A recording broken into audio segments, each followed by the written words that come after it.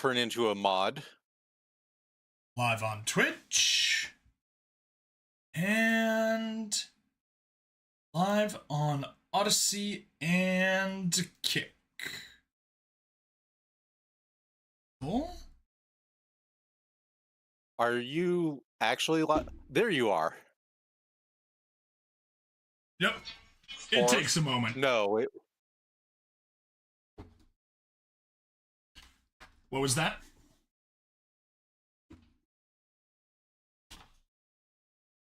There we go. Looks like we are here. Yep. And I am going to just switch to mod view and mute the stream so that so there's no feedback. So I'm just getting sound from your shared screen now. Speaking of shared screen, let me go back and double check. You are getting audio? You are. Good. Not right now, but that's because you're tabbed out. Right, yes. But it is showing share audio, so that's the important bit. And, I heard it for a moment there while the idle was still rotating. Yes. Huh. All right, Kick, why are you not working? You're usually not the one that caused problems. Well, sometimes you are, but usually you aren't.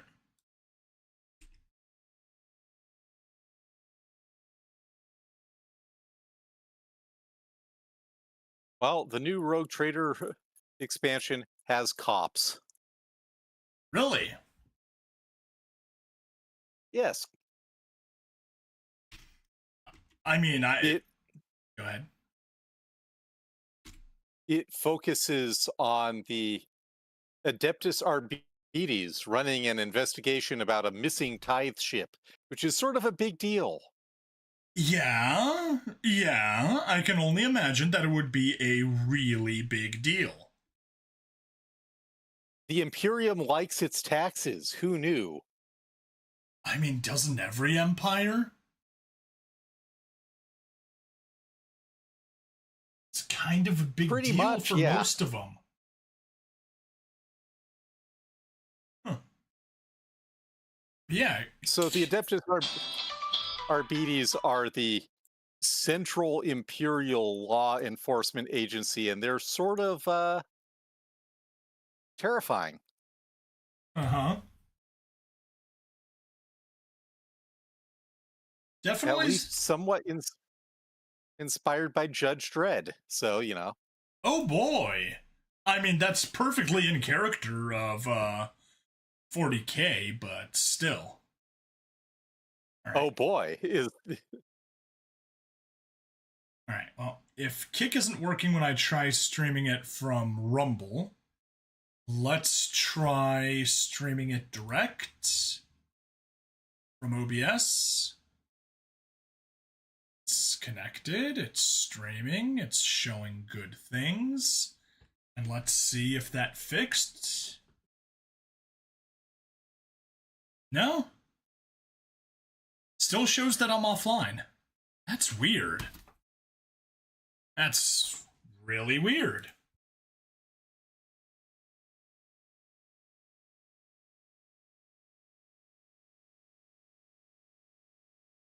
Do-do-do. Ba-da-da-do. Meow, meow, meow. But yeah, I've been listening a bunch to the Islamic Dilemma song. I think I sent that over to you once, the cool reggae song. Oh, you surely did. You surely did. It's a fun one.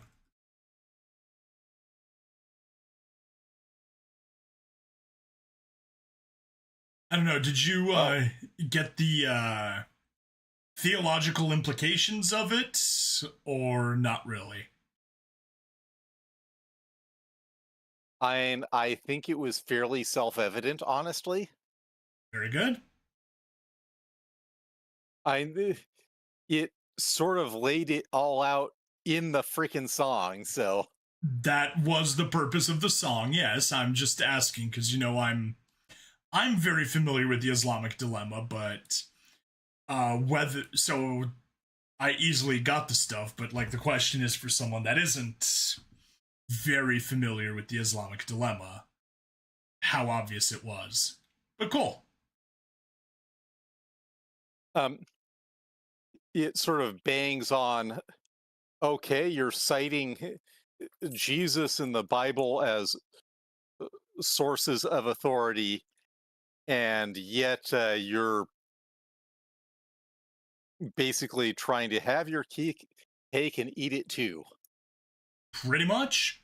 Sounds about right. Cake. Now I want cake.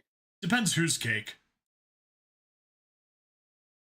Like store-bought cake, usually not so good. My mom's cake, delicious. I will even take store-bought cake. I mean, I will too, but can't really compare. All right, well, if anyone's actually able to hear me on Kick, actually, hang on. Before I say anything. Yeah, no. All right. In case anyone hears me on Kick, I'm stopping the stream again and restarting, reconnecting with the Rumble restream. Stop. Good. It's stopped. Rumble Studio. Connect Kick. Give it a second to connect. All right. And it's connected.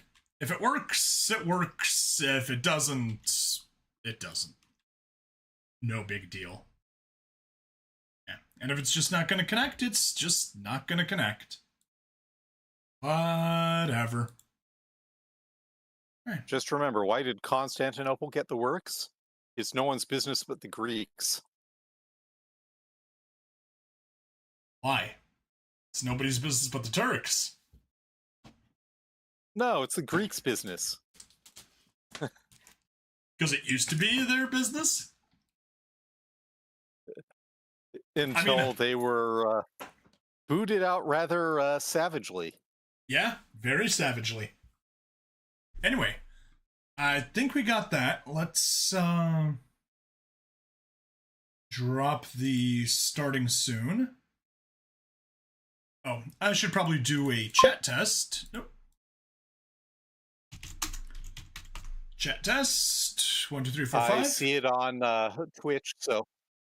Perfect. Yeah, I see it on Twitch. Very good, very good. So we can close that window. We can close that window. We can go here to X. Paste. Run to Discord. Oh, excuse me. Mew? Someone on the Akarasu Discord, which is the Super Robot Wars Discord, they reacted to my live stream announcements yesterday, and they said, all I know about Uma Musume is if you drop porn of it, the Yakuza comes to your door and fucks you up. Okay, then. Apparently. So, may as well promote there. And promote there. Cool. Okay. I think that's enough. I mean, that's really my only 3 places that are that I advertise. X and 2 different Discord servers. And so we should tab into Case of the Golden Idol and get going. And there we go. All right. Actually, give me a few words if you don't mind. Blendiferous. Archbishop. Perfect. Anti-Pope. Coming in exactly where we want it. Audio's kind of quiet. Let's give it a little boost. There. You have some boost. All right. Let's get to it. Aye, aye, sir. Hello and welcome to another episode of The Case of the Golden Idol. I'm Bring Stabbity, the stabbiest stab that ever stabbity'd, and with me I have... Nweismuller, who is here to be aiding when Stabbity gets completely stuck in puzzles. Pretty much. Here to watch my suffering and provide a couple of hints when needed without spoiling anything. And just kind of keeping me on the right track. Aside from that, I have also replaced the Moca adapters in my house, so I hope that we will not have the absolute clusterfuck of a recording that we had last time we did this on stream. Because, yeah, that was terrible. That was just absolutely terrible. Yeah, let's hope. That was terrible. Did you need lots of coffee to replace the Mocha adapters? Nah, I just used Java. Oh, good one, good one. Thank you. But no, they're actually hardware. But yes. Anyway. I hope that fixes all of my stream issues. Because if it doesn't, that means that the actual coax cable in my house is damaged. Because that's literally the only thing left between there that I haven't changed, like the one inside my walls. So yeah, if that's the problem, then I'm gonna either need to move my recording setup from my downstairs office to my master bedroom where I have my router, or I'm going to need to rewire the house somehow, which can either involve an ugly 100-foot Ethernet cable running from the master bedroom to the office, or it could be literally pulling the coax cable through the wall, which it's probably going to be expensive and damaging things if I pull it off. Assuming it's not stapled down. If it is stapled down, then I'm just going to have to rip out walls. And I really do not feel like doing that right now. So yeah, here's to hoping. Alright, let's actually get started. Case of the Golden Idol. We did Chapter 5. I also went back, because we recorded Chapters 1 through 3 way earlier. I went back, reread Chapters 1 through 5, took some notes, and I think I'm better prepared for the next section. So, Nwise, if you're ready, let's hop in. Let's do this. The explosive events in the forest cabin. Ooh. Burkham Workhouse. Alright, well, let's just see here. Oh my. That's quite informative. Blank blank needed a blank. Blank blank along with accomplices delivered a blank. Upon entering blank blank, suddenly blank blank blank. Meanwhile, blank blank blank, the amount of blank in a sealed blank.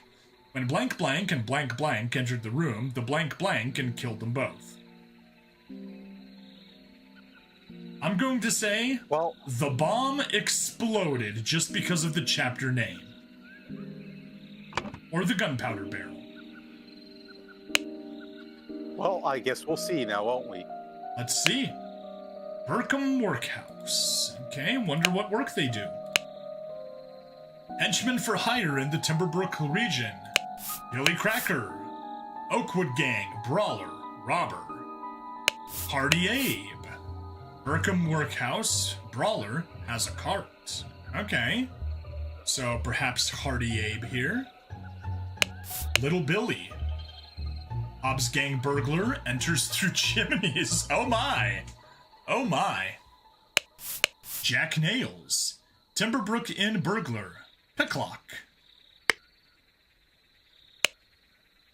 A box of confectionery.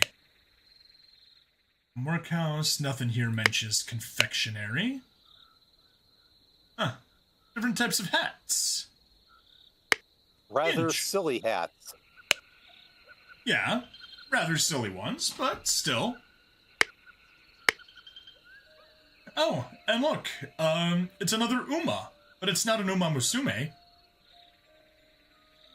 It's just an Uma. It's just an Uma. Oh? right. That is Lucia Baker, if I recall. Ah! What was that? The cook. The cook? The cook who liked smutty literature. Exactly her. And love potions. And love potions. Ah, by the gods, what was that? Gentleman robber strikes in Westbrook. The infamous gentleman robber Walter Keene, with a number of unnamed associates, held up a coach on the southern road leading out of Westbrook. The scoundrel robbed the passenger of all their valuables, kissed a young lady, then left. This is already the 5th robbery by the infamous Gentle, who, as is his custom, appeared wearing an impeccable suit and a new hat in the latest style. The reward for catching Walter Keene has been increased to £100. Okay, and we had a bunch of silly hats. So I think we can start drawing a couple of connections. Of course, we don't have her name yet. Don't have her name yet, so we can't fill it in. Also, I want to go back. Billy Cracker, Hardy Abe, Little Billy, Jack Nails. Billy Cracker, Hardy Abe, Little... Ah, 2 Billies. There we go. That's what we're missing. So can we assume that Little Billy is Billy Cracker's son? And Jack Nails. Who knows? Who knows? Alright. Everyone, you are not to visit any village or city. Hey, you wrong, welcome. You are not to visit any village or city without my permission. At no point may you disclose the location of the cabin. Mr. David Gorin, alright, the man disguised as Ash Blair and the Dirty Deeds man for Edmund Cloudsley. You are in charge of all security and arms. Mrs. Lucia Smith, you will taste any food you cook before it is presented to me. Alright. So I was, yeah, it was Lucia Smith. I was mistaken about the baker. It was Ada Baker, who was the cleaner. Yeah, Ada Baker was the poisoner. Yes. Cleaner, poisoner. Same thing. She wanted to clean house. Indeed. Little Pip, you're in charge of Black Bestia and Golden Doubloon. Both must be fed daily. Alright. I'm doing a little bit of cleanup here. We put Little, Jack Nails, Walter Keene, David Gorin, Lucia Smith, Jack Black. Nope, not Jack Black. You have Bestia Nails. Do it to replace... Whoops. Swap Jack Bestia. There we are. Black Bestia, Golden Doubloon, both must be fed daily, Edmund Cloudsley. There we are. Did that specifically so that we have the names cleaned up on the list. It was really annoying last time when we had first names and last names separated, so today I decided they're going to be kept together. And yes, we'll just... in order! It shall be in order! Order, I say! Order! That German immediately devolved into Scottish. Like, there was one word of German and then it went Scottish. That doesn't look like okay. That doesn't look like a Black Bestia to you, does it? Because it doesn't to me. It doesn't, but let's wait until we get any more evidence. Yep. So, you know. Go, coin, go! And he's calling it coin, which does sort of sound like... Golden doubloon is coin. Yes. This clue has been added to the thinking panel. Okay. Brr. Golden doubloon. And Little Pip. And Little Pip, we had him from last time. Alright. About here. This clue has been added to the thinking panel. Oh. This man is breathing, but appears to have lost consciousness. And he looks familiar now, doesn't he? Yes, he does. Looks like Ash Blair. Except we all know that Ash Blair is actually David. Did Ash Blair get smoked? I do not care what means you use to acquire what I need, but remember to always be discreet. Note that I do not want it too decayed. The more recently it has died, the better. Oh. More recently it has died.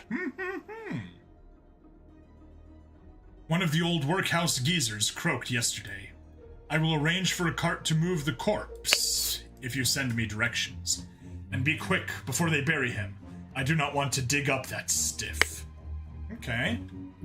Stealing a corpse. A key. 5 shillings and 3 pence. A loaded pistol. A scarecrow in a wooden coffin. Okay, doesn't look like all that convincing of a corpse. Not particularly, no. No. Ah! This clue has been added to the thinking panel. A sword. A ring with a ruby, darn. I forgot to check which was the faction that had all of the ruby rings. A wrapped piece of confectionery. A loaded pistol. That's one thing I forgot to do in the notes. Haha! I knew it! A bomb!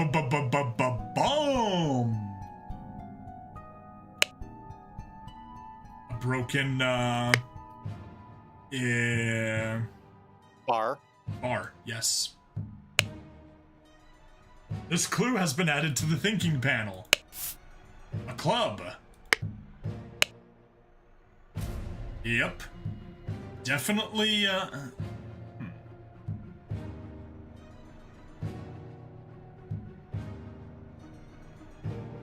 Interesting. It's like it was, shipped away here first. Probably a latch or something there that got ripped away, but yeah. Door was burst open in. Then we have the explosion.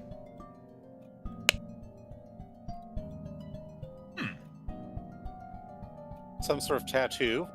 Some sort of tattoo? It's like the shears that Robert Redford had half of? I finally have the location of my target. Meet us on November 10th, Friday, in the Timberbrook Inn, and bring all your tools. You will get your share as we agreed. WK. A set of lockpicks. A saw.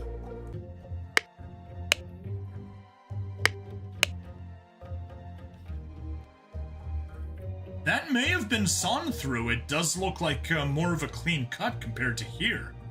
Could have pried an opening here and then sawed down, potentially. Hello, Cube! Potentially. Cube. Contract? A loaded pistol. So many loaded pistols. So, to Detective Innovate, find out something went boom? Yes, the boom is quite obvious here.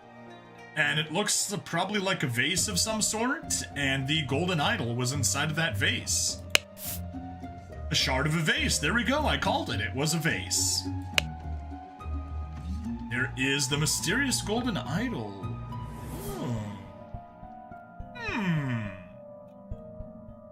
I think someone may have set us up the bomb. What you say? We get signal. A small weight is tied to a pulled-down lever at the back of the idol. Yeah, I think, that may be something. a rotten apple, and a green apple. Okay? And I'm assuming those are bugs. Seems likely. This clue has been added to the thinking panel. Alright. I guess that's Edmund Cloudsley, because he's got the EC embroidered on his, on his robe. Yep. Edmund Cloudsley. Oh. And we also identified David. We did. David Oren. Perfect. And how many people do we have left? We have Billy Cracker, Party Abe, Little Billy, and Jack Nails. And Walter Keane. And Walter Keane. And 3 of them are Yes. That answers that. I'm gonna go back to Edmund in just a second. You'll get your share as we agreed. Walter Keane. So Walter Keane is not here. Wait, no, he said meet us here on November 10th. Okay, I can tell you he isn't Walter Keane, and perhaps Walter Keane isn't here. But yeah. Well, we do have a distinctive feature of Walter Keane.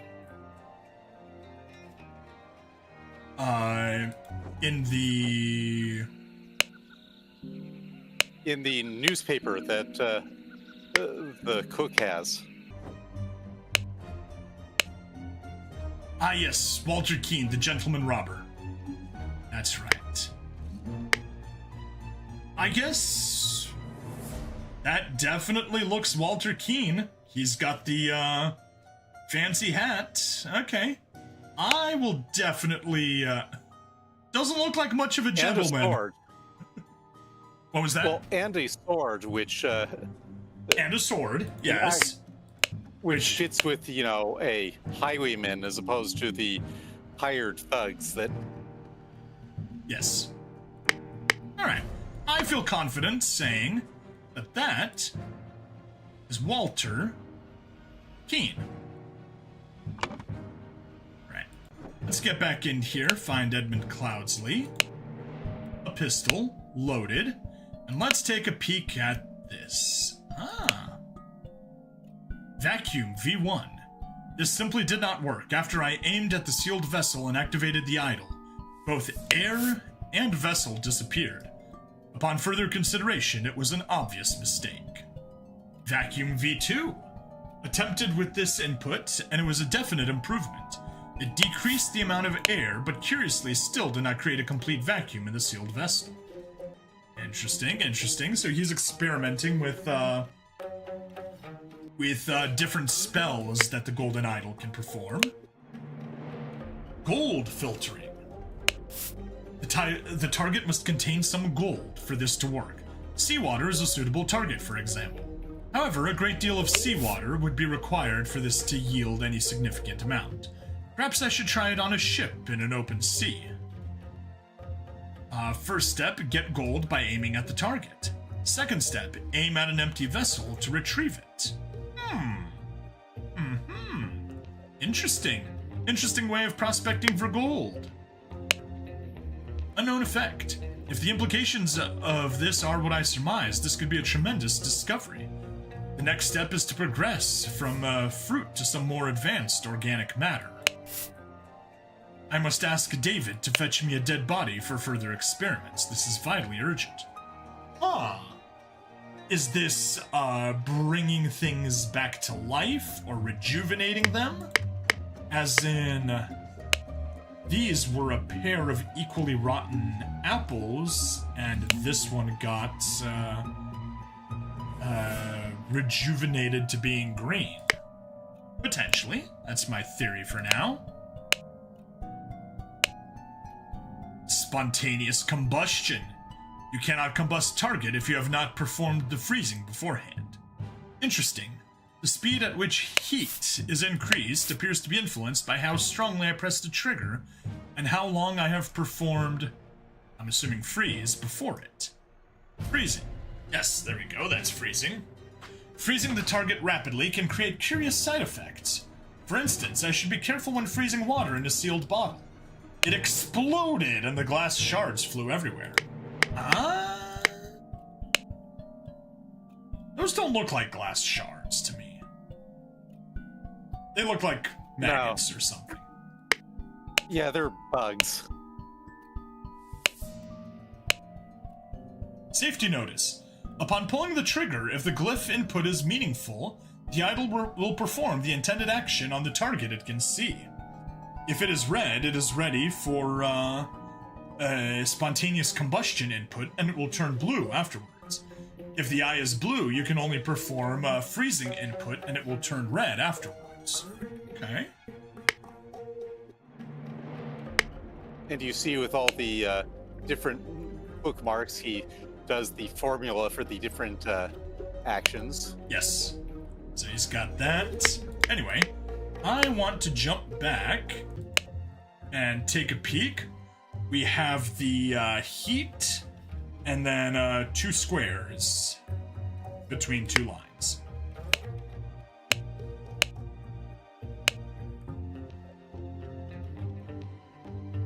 Huh.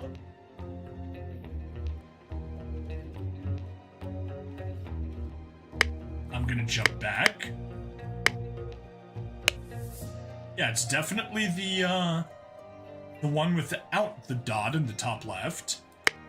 But the 2... But it's using the 2 squares like here, so it's similar to vacuum 2. But anyway, let's look at the other options. Nope. Well, we noticed the crook and the crook with dot are with every formula, so... Yeah.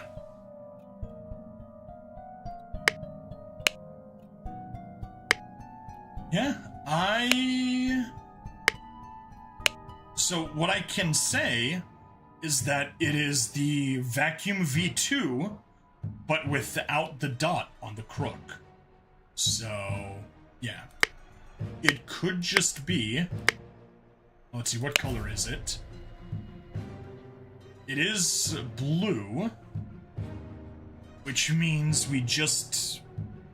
He did a red, potentially did a red. Does make sense. Or this doesn't matter. Alright, well, that's something. It might be easier to figure out all the... Okay, there we go. Here are the empty slots. Yes, this will definitely help. Let's pull up the book. Let's start with... Okay, vacuum V2. Yeah, crook with dot seems to be removed. Because if we look at freezing, we're removing heat versus adding heat. That's my theory for now. All right. Adding... Not sure what we're adding. Yeah. Here, see? Look. This is remove gold. And this is, or increase suck gold. Suck in gold, increase gold, or project gold. So yeah. Suck or reduce, and that's, increase or blow. Expel. Expel. There we go. I had too much space balls on my brain. Sir, it's Mega Maid, sir. She's gone from suck to blow. Well, they have increased and decreased as... They do. So that is that. That is obviously gold. That looks like air, yes. That is air. Don't have any mention of seawater here. We have it there, but it's not related. Right. Effect 4. that circle between two lines is present here, so... Yep. Circle between two lines and the sideways T. Circle between two lines and a lean-to. Yeah. A woodshed. Okay.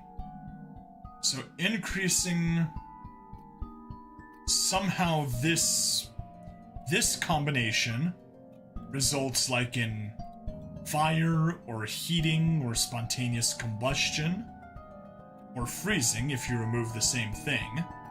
So I'm tempted, at the moment, increase thermal energy, decrease thermal energy.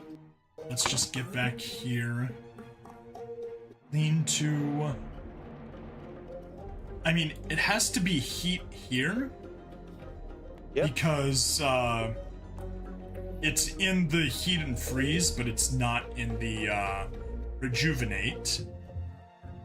Tempted to say matter. So heat matter. And... Let's take it vacuum version 1 for a moment. Oh.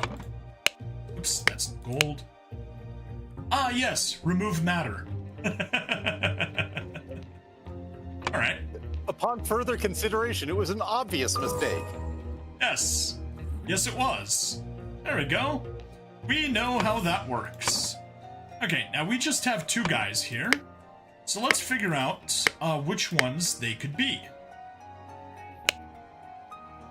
You are, you're the burglar. You have tools. So let's see if this mentioned, there we go. He is Jack Nails, Timberbrook Inn burglar picklock. And that explains what his tattoo was, wasn't it?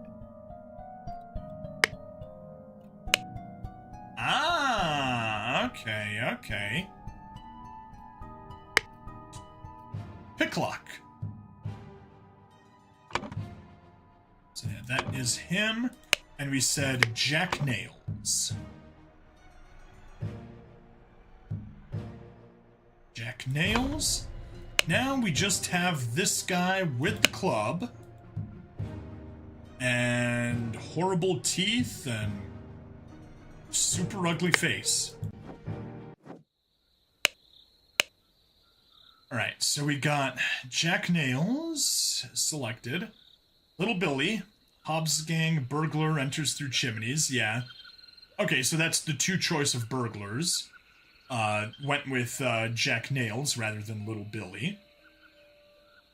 Billy Cracker, Oakwood gang brawler, robber. Ah, and it's Hardy Abe. The last guy's Hardy Abe because he has a cart, and the cart is Burkham Workhouse. So, last guy is Hardy Abe. Yes! Haha! Not to be mistaken for Honest Abe. Not to be confused for Honest Abe, because definitely not. Alright. Needed a...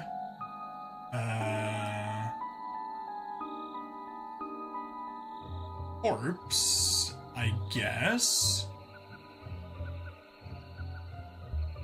And who needed the corpse? Would have been Edmund Cloudsley. No, come on, stop that. Edmund Cloudsley needed a corpse. I'm going to assume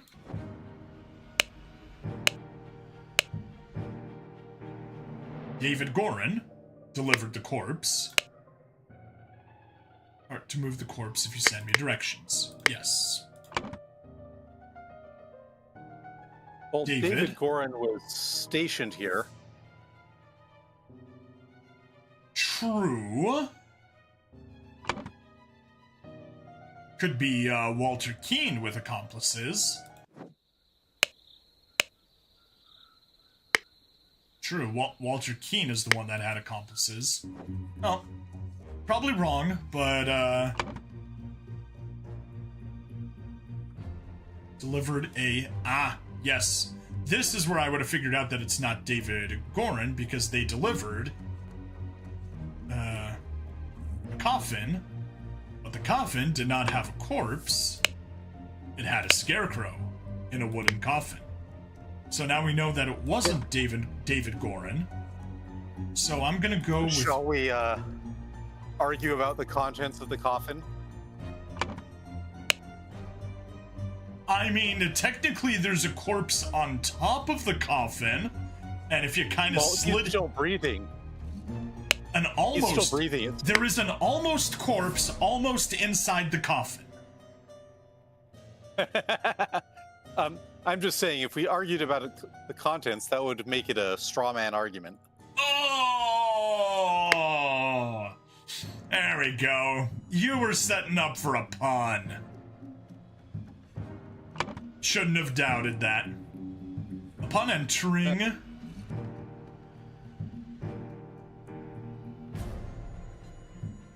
suddenly clubbed, because that looks like a... Yeah, that's a clubbing. Breathing, but appeared to have lost consciousness. Definitely not stabbed, definitely not shot. So... Especially since none of the pistols have been discharged, so... True, all of the pistols are loaded. Clubbed, this is where David Gorin is. And I want to jump back. Yes. That is Hardy Abe. Hardy Abe. Hardy Abe is the dude with the club. So back here, upon entering, Hardy Abe suddenly clubbed David Gorin. Meanwhile,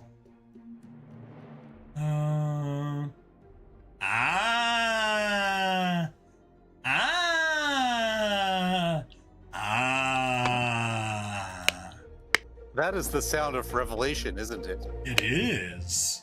Because he did not create a vacuum. He created a pressure vessel. Because and a pressure vessel is just like a bomb with more steps. Correctamundo. Meanwhile, Edmund... No, not Edmund Cracker. Edmund want a cracker.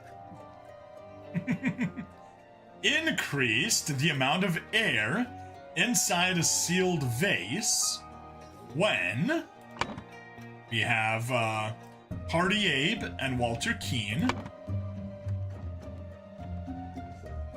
Hardy Abe and Walter... No, not Walter Keane. Walter Keane is the guy standing outside. Yeah. Right? Yes, that's Walter Keane. That was the lockpick, who was Jack Nails. There we are. Yes. And Jack Nails entered the room. The vase exploded and killed them. Yes! Sixth case solved. To gain entrance Nicely done. To gain entrance to Edmund Cloudsley's Sacred Forest cabin, gentleman robber Walter Keane pretended to deliver a corpse to Edmund for his experiments. Upon entering the cabin, the robbers ambushed the servants, and Edmund locked himself in his study. While the robbers were sawing through the lock, Edmund prepared a trap with the idol that killed 2 of the intruders. Woohoo! Nicely done. All right. That one definitely went better than the dinner party one. Okay. So yeah, I would still be interested to learn what the experiment here was. Well, maybe we'll learn more in later cases. Yeah. Increase matter integrity, let's say, for now. Or increase matter life. That's kind of my theory for now. What even are you?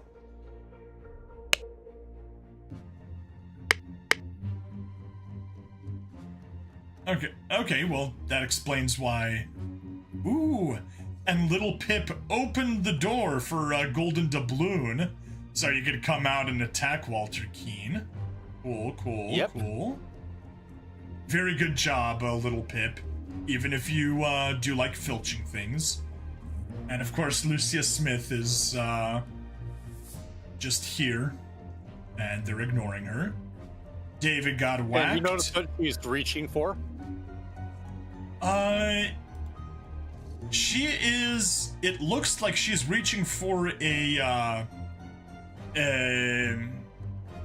oh shoot, whatever those pizza paddles are. A fireplace shovel. Ah, a fireplace shovel. Yes, yes. That makes sense. I'm just used to fireplace shovels that are much, much smaller for decorative fireplaces as opposed to serious fireplaces where actual cooking is done that produce far more ash. That makes sense. Little bit of glass bottle in the wall there. Interesting. And herbs getting dried and stuff in baskets. Okay, cool. I think we got everything There here. was the glass bottle. I actually missed that. Yeah. Is it? I don't see your pointer. Is the problem? Oh, okay. If you see the 3 baskets at the top left, between the second and the third one, a tiny bit down. Ah, yes. Anyhow. Yeah. Let's do the next one. Let's do the next one. So let's head back to scenario selection. Ooh.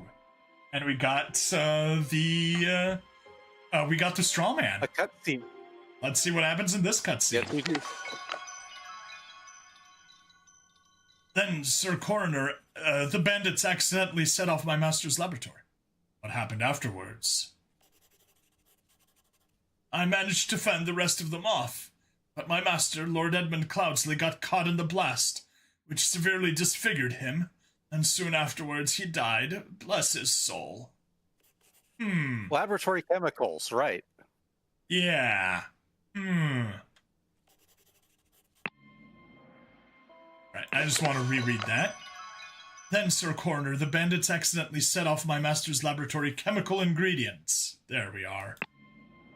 Okay, well, that's it for this. Chemical ingredients. So I guess Edmund Cloudsley did not survive inside that, inside the chest. Or perhaps...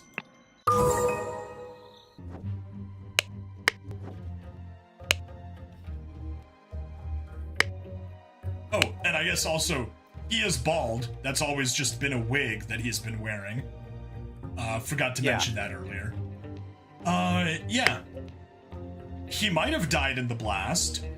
Or... David Gorin might have finished him off. Or be lying. Or be lying. That too. Could be, assuming they have the... Well, that depends. You would assume a coroner would have a body. But, yeah.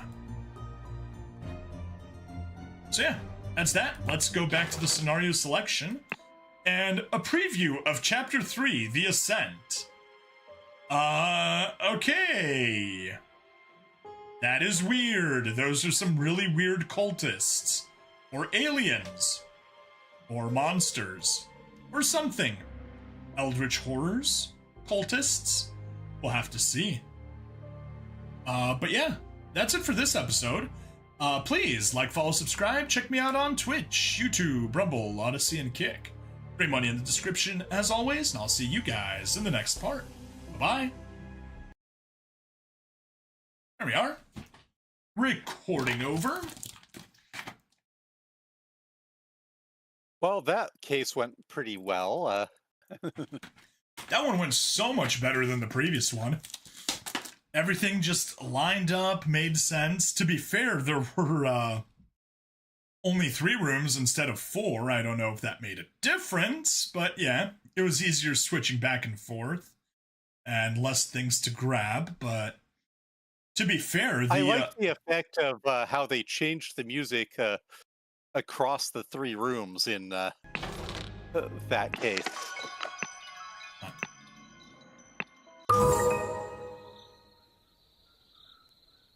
Crickets. You actually get some delicate music out there, but it's very quiet and has drums, kind of tense music. And yeah, more intense music here. Interesting. Didn't even notice it. Cool. All right. Ready for the next episode? I sure am. All right, let's do it. Hello and welcome to another episode of A Case of the Golden Idol. I'm Bring Stabbity, the stabbiest stabby that ever stabbity'd. Although some people else here might have been stabbity'd a bit more. As always, with me we have... Nweismuller, who is noticing the Grim Reaper in that window. Yes, there most certainly is a Grim Reaper. Anyway, let's start Chapter 3, The Ascent, and start case number 7. The Strange Practices of a Secretive Society. Okay. Is this a cult? No! Darn it, you made a cult. Darn it. I guess we are the baddies. Oh. This clue has been added to the thinking panel.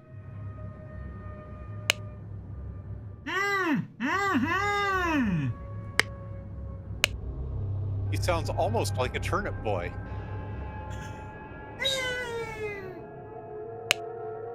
A loaded pistol. David. Oh.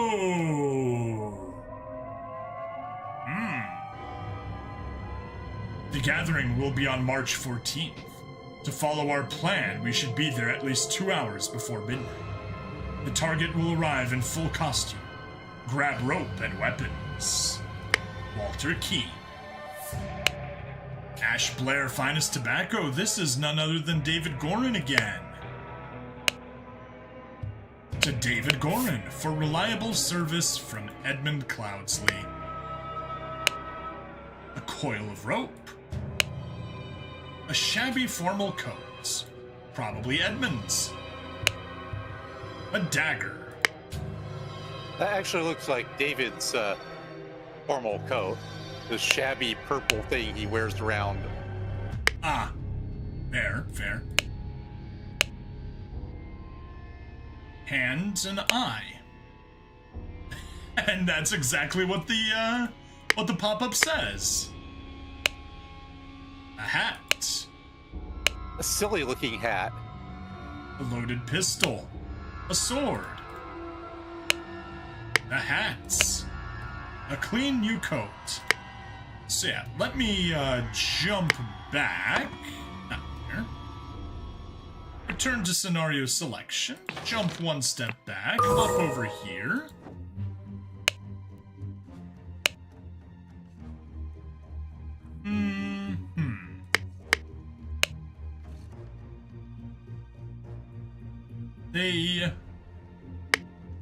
Honestly, that dude doesn't look too much like either of them, unless David's wearing a wig. So I can't honestly say for certain. Well, let's continue exploring and maybe we'll find out more. Yes. But we have 2 packs full of possessions and a silly hat and a guy. 2 packs of possessions. One clearly belonging to David Gorin.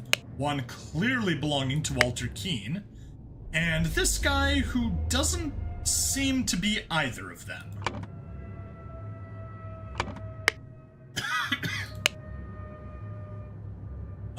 2 sets of footprints and a drag and skid marks.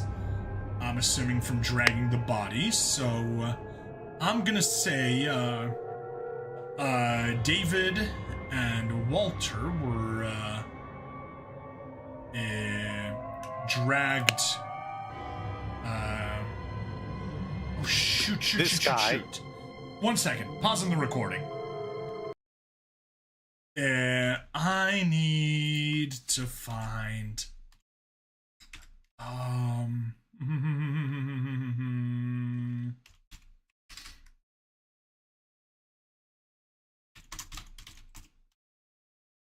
What are you looking for?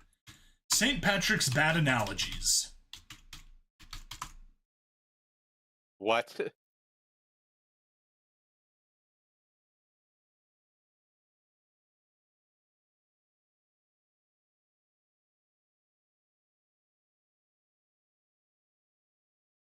Okay, let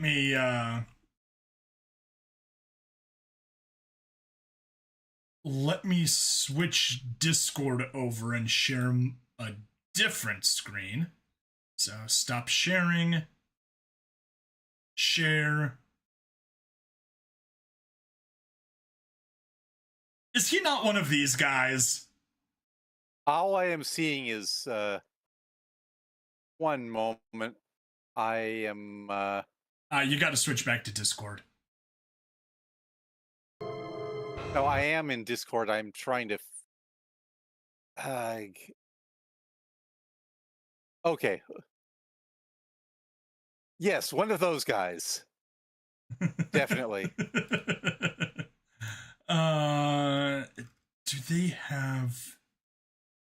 Is it perhaps in the transcript? No. They have names, but I can't seem to recall them here. So it is... Donald and Connell. There we go. That is, that's who it is. They either grabbed Donald or Connell. Well, apparently so. There we go. Donald and Connell. Yes. All right. We can stop sharing that. We can share a case of the Golden Idol and swap to it so we actually see stuff. All right.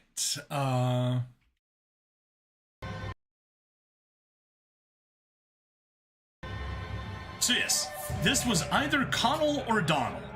And if we find a second guy matching his description, it'll be the other of them. For now, I'll call him Connell. Right. They split direct, walking back. They split up.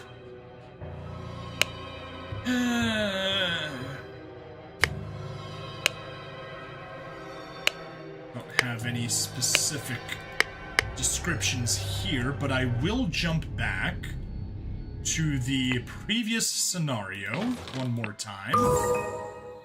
And yeah.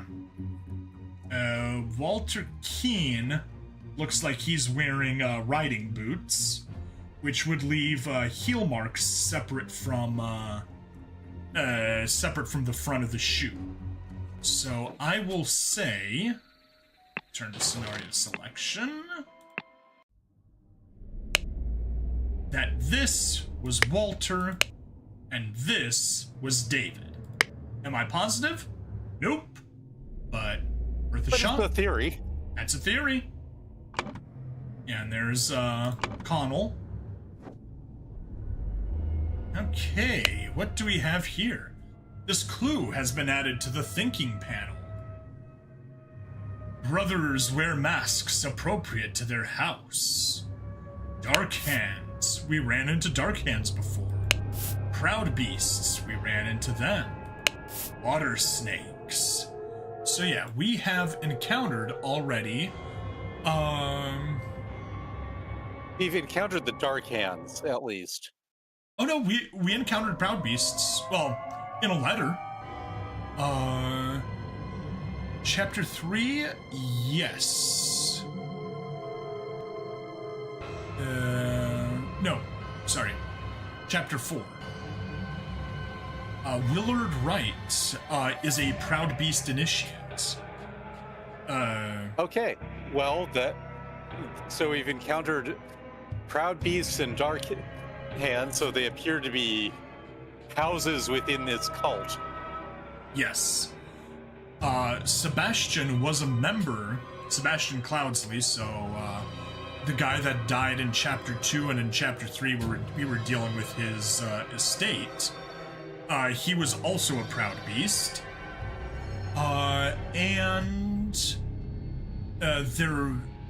Willard Wright had a letter from Proud Beast Master. So, yeah. And Dark Hand, we had the Dark Hand Stewards. So yeah, water snakes are new though. Haven't had those yet.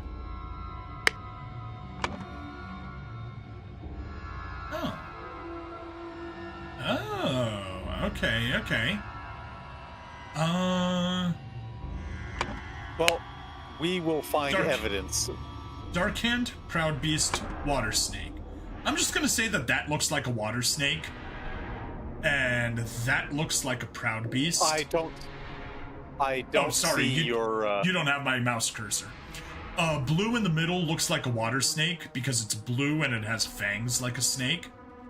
Red Mask, I'm gonna say, is a Proud Beast because it looks like it kinda sorta has, it's got beastly facial hair and kinda sorta starts making me think of a lion.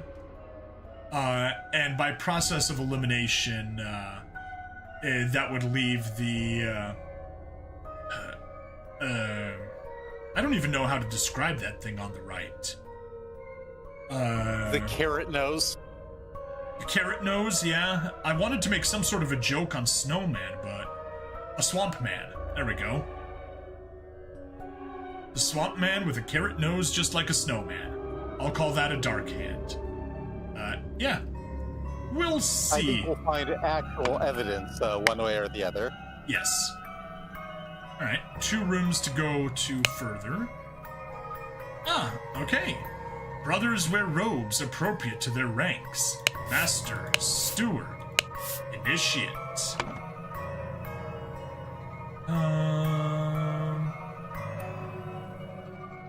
That doesn't really... You know, I do think we can sort of identify the guy tied up now, though. We can, yes. We can confirm that he is a Dark Hand Initiate. Yep. Of course, it's asking for a... Oh!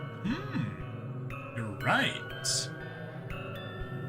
Dark Hand Initiate. Hey! Very good, very good. And apparently that was the only thing there. Masters, I ventured on the Order's mission to reclaim our fire-breathing relic, and with great resolve punished the despicable enemy. Ah. I, with a few brave companions, fearlessly entered his hideout in a remote hunting cabin. But the devil had prepared a treacherous trap, and an explosion slaughtered my dearest friends as we entered his study.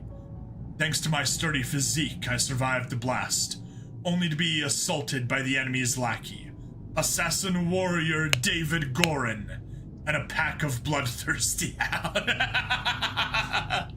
Sure. A pack of bloodthirsty hounds. A pack, you say? A pack? And if you look at the, go out of the, thing and look at the little eye icon underneath this mission when you're in the scenario selection. This one? Yeah, I can't see your pointer. That's right. Just at the bottom, that kind of like the little glowing eye. Interesting. Yes. Click on that. Oh, the scroll has been fulfilled. No. Never mind. That I thought it showed him getting clocked by Lucia whacking him with the shovel. Nope, unfortunately it didn't. Just Edmund Cloudsley, very bald, creating a bomb. What you say? We get signal. There's that fight. There's that fight. Albert Cloudsley, yes, the father of Edmund and Sebastian Cloudsley. And that is Sebastian Cloudsley's death. And the reading of the will. On discovering, tried to take the statue. Suddenly, one of the serpents burst into flames. That's a great line, isn't it? Yeah, very much so. Alright, back to here. And a pack of bloodthirsty hounds. After an hour of a fight, I received numerous deadly wounds, in spite of which I prevailed and defeated my assailants with my martial training. I discovered the enemy's dead body, slain by the trap of his own making, but no trace of the relic. I am forced to go into hiding, because the government's watchmen are tracking me. Once I have recovered from my deadly wounds and shaken off the watchmen, I will send you the next report. May the Griffin awaken. Walter Keane.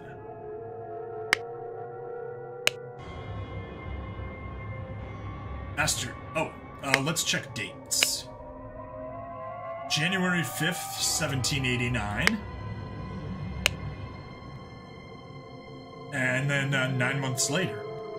Masters, I must apologize 1,000 times for my absence, but my road to recovery was full of peril and valor that cannot be sufficiently conveyed in writing. The government dogs and spies chased me tirelessly, and I was forced to seek refuge in Aquitania to recover from my still dire wounds. There I finally bested my pursuers with the help of Lazarus Hurst, a young resourceful gentleman who I met in a remote manor one dark winter's night. Okay, at least that's all. Whoops, no. Whom I met in a remote manor. Not only did he earn my trust by stepping into the fray against the villains, but he turned out to be well versed in the arcane arts. Of course, not yet close to your skill. I have finally recovered and plan to return to Albion. Albion is an old-timey way of saying, England, isn't it? The world this is in is not quite our world. Albion is England equivalent. Okay, fair enough. So they did the thing of create a fictional world, but use references to create country analogs. Like, if someone had something set in a fictional United States, it would be, it would take place in Allied States of Hesperia. Well, I would have gone with Colombia, but what did you say? The Allied States of Hesperia, which does not show up in this game, but which shows up rather prominently in Rise of the Golden Idol. Interesting. Okay. I suggest that Lazarus would be a fine addition to the Order. I vouch for him and will invite him to undergo the appropriate trial. May the Griffin awaken. Walter Keane. So yeah, we have a Lazarus Hest. January of the next year. Illuminated Masters. I object to the admittance of the individual Lazarus Hurst. Wait, Lazarus Hurst? Yes, Lazarus Hurst. To our brethren. I submit that our dark-hand brother, Walter Keane, who vouches for him, cannot be trusted, because he is a liar and a thief. Someone forgot a space. I am certain that, on dispatching our enemy, he kept the golden fire-breathing relic for himself. Nothing will move me on this. He must produce the relic, apologize personally to me, and afterwards be expelled from our brotherhood. Sir Geoffrey Sinclair. Let's go up first. Oh my.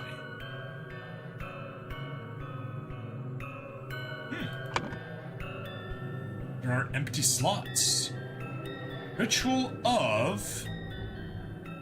I will say no phrases found for that. Okay. I'm tempted to say that is the Ritual of Expulsion.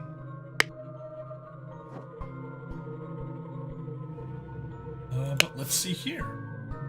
Done when an accuser has challenged a defender. Both drinkers must be barefoot. The substance is added depending on the severity of the accusation, including deadly poison.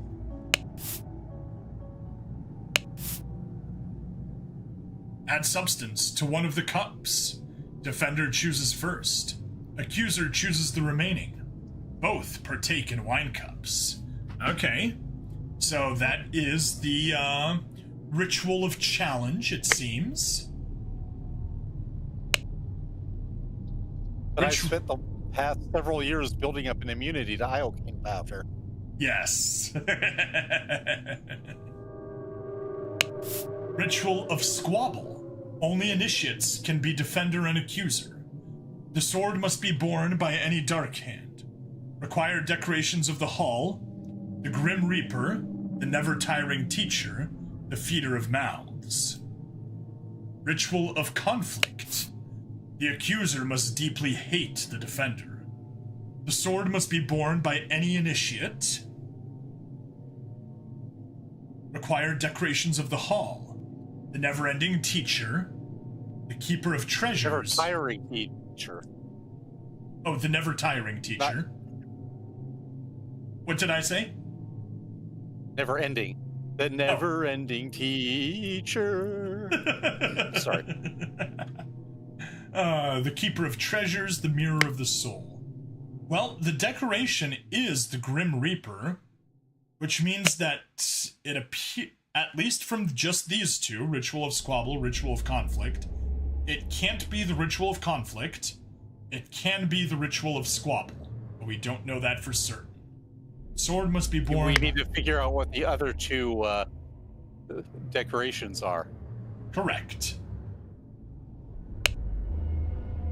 Ritual of Dispute. Only stewards or higher rank can be defender and accuser.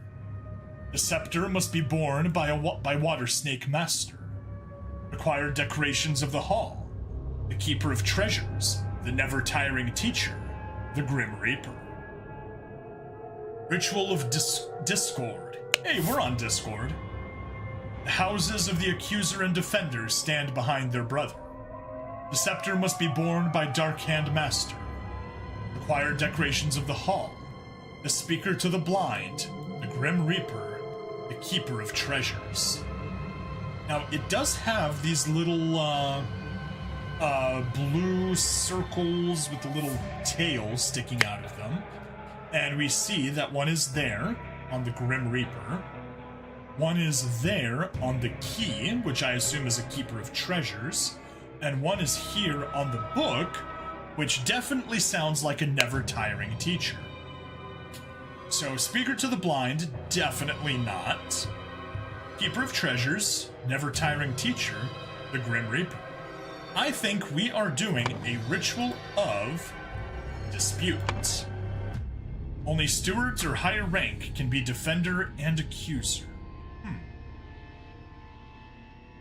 And the scepter must be borne by Water Snake Master, which once we figure out... The question is, does that count as a scepter? Well, click also, on... let me... I can't see your pointer. Let me jump back. Feeder of mouths, yeah. That's the key is definitely not a feeder of mouths. So, definitely Ritual of Dispute. And let's slowly get to work. Left to right again. The Griffin has spoken. A tray with a small vial of unknown substance. Okay. So he is holding poison. And there is the ruby ring. The Griffin has spoken. Ruby ring. The man in the mask is not breathing. A ruby ring. Okay. So there was a dispute. That means a single square patch. Only stewards are higher. That means this is either a steward or a master. 2 cups on a stone altar. They contain some wine, but are almost empty. Right? The griffin has spoken. A silver tankard with some red wine. A ruby ring. Let us await the results from the chamber below. Ceremonial sword. And a ruby ring. The griffin has spoken. Ceremonial scepter. Okay. The crook is a scepter. A ruby ring. So, we are doing dispute. The scepter must be borne by Water Snake Master. Hey! So I considered that a success. I correctly guessed Water Snake. It was kind of obvious. Yep. And, his colorations... That looks roundish. Oh, white, yes. Oh. Okay. It's not asking us to check ranks, or is it asking us to check ranks? Or is it asking us... Go to the hall below and... Go to the hall below again. And take a look at the two banners. Yeah, we got Dark Hand, Proud Beast, Water Snake. And we have eyes to give rankings. See the heading on the top of that blue banner? Brothers wear robes appropriate to their rank. Yeah. So yes, these should be, the robes are showing rank, not just duplicating, which one they're from. So let's jump back upstairs. So, yes. Okay, here we go. Very proven. Swamp Man and Water Snake are wearing the same rank of robes. But yes. So that is the Master, I believe we said, needs to be held, not there, by Water Snake Master. Yes. So this is Master. And if that is a master, you said they have to be... These have to be stewards. So that is a steward, and by process of elimination, that must be an initiate. So we have initiates holding the wine and the poison. Two stewards doing the ritual of dispute, and they are barefooted as the rules say. Both drinkers must be barefoot. Yes. Okay. Very good. I think we got the information from here. Oh, yes. So we can safely say initiate, steward, water snake, master,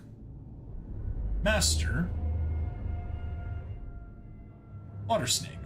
And all that's left is finding out, and water snake. There we go.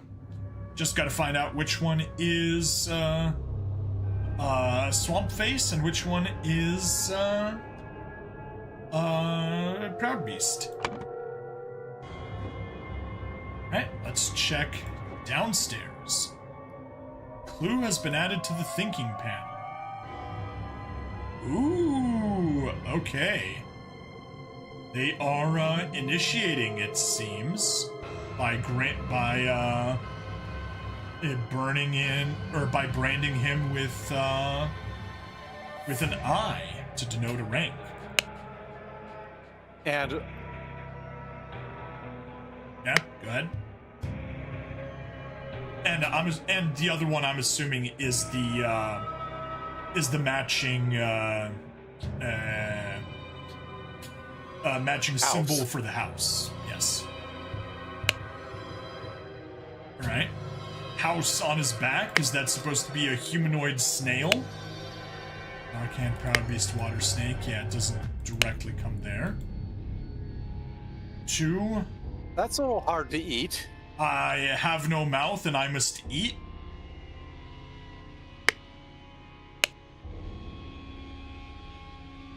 fish in a house with no doors.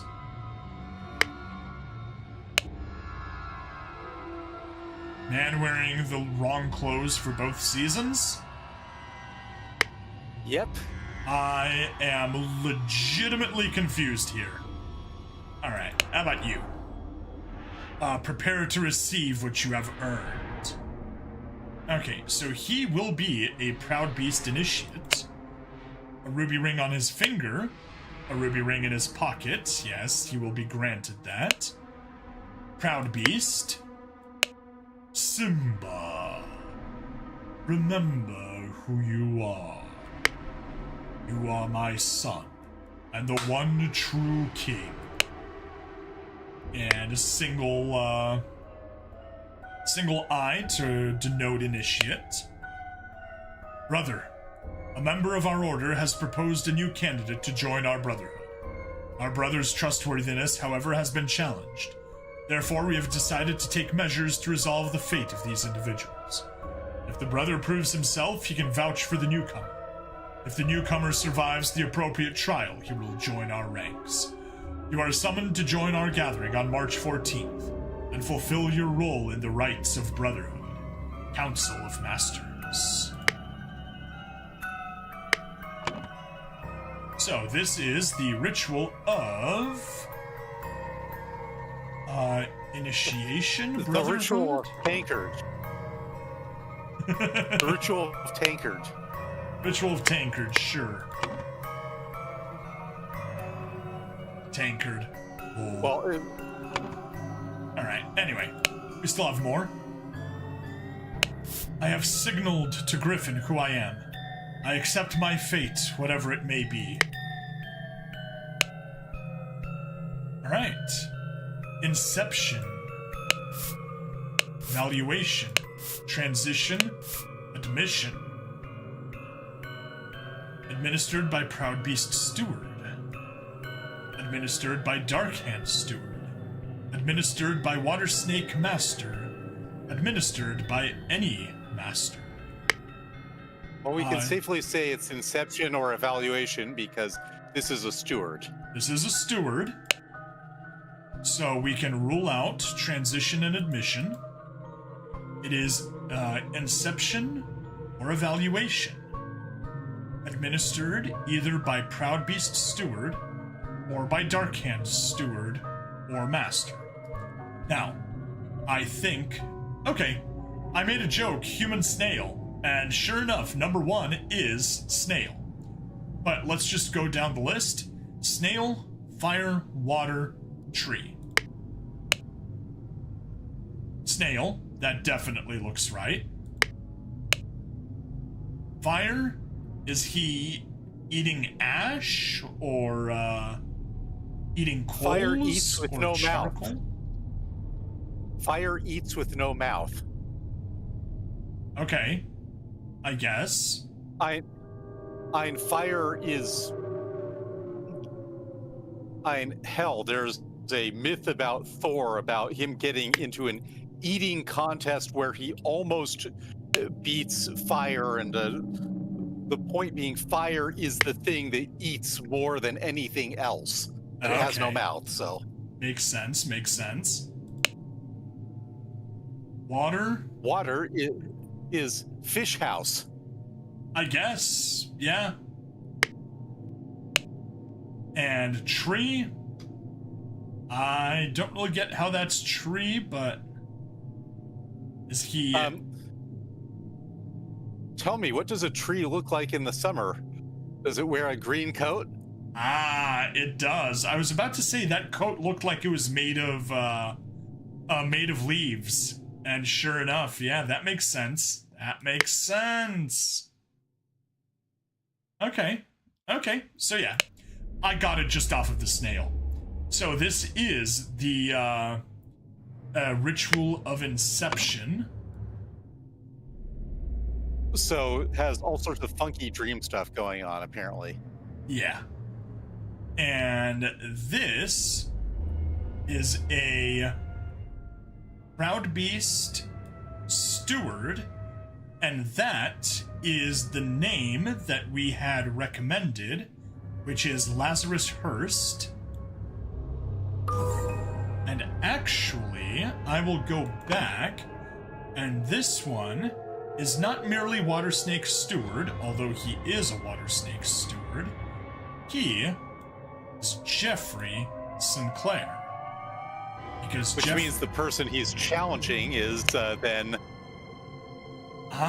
which means that the person he's challenging would be Walter Keane. Oops, not there. Actually, yeah. Proud Beast, Dark Hand. So just off of images alone, I guessed it correctly the first time. Which I knew, but I still said, you know, you can find the actual stuff that allows you to deduce it with... Yes. So, Darkhand Stewart, who was the one who was going to be sicked after Edmund, is Walter Keane. Oh, yes. Darkhand Stewart is Walter Keane. Yes. Okay, we know both of these. That is a Darkhand Initiate in the back, and that is a Proud Beast Master. 2 or fewer are incorrect. Okay.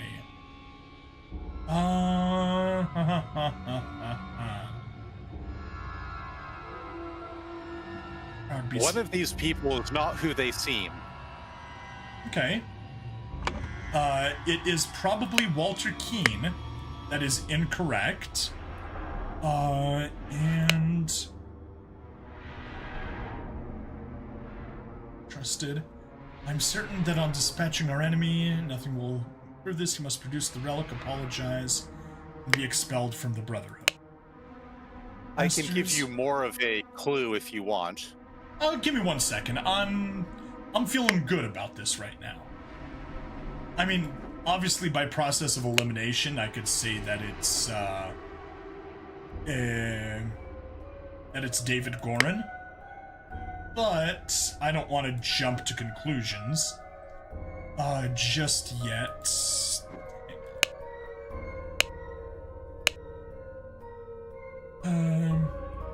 David, the gathering will be on March 14th. Follower plan should be there at least 2 hours before midnight. Target will arrive in full costume, grab rope and weapons. Okay. David Gorin took over a Dark Hand Initiate. So Dark Hand Initiate is the one that is David Gorin. Yes! Alright.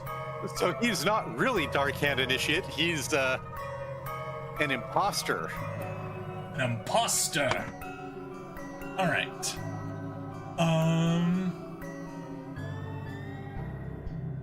So yes.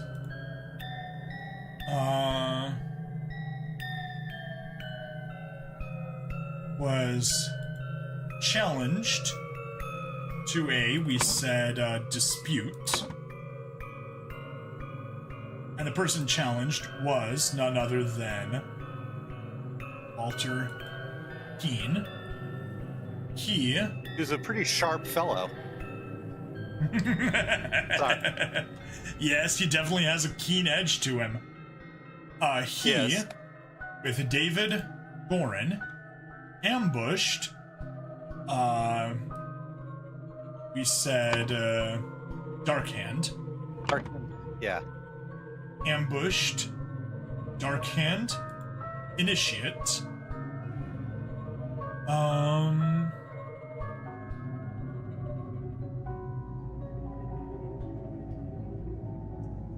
signaled. David Gorin, posing as Proud Beast Initiate, signaled. Proud Beast Initiate? Whoops. Darkhand Initiate. Got confused with the guy downstairs. Posing as Darkhand Initiate, signaled to Walter Keane with a... Oh boy! Alright, what did he signal with?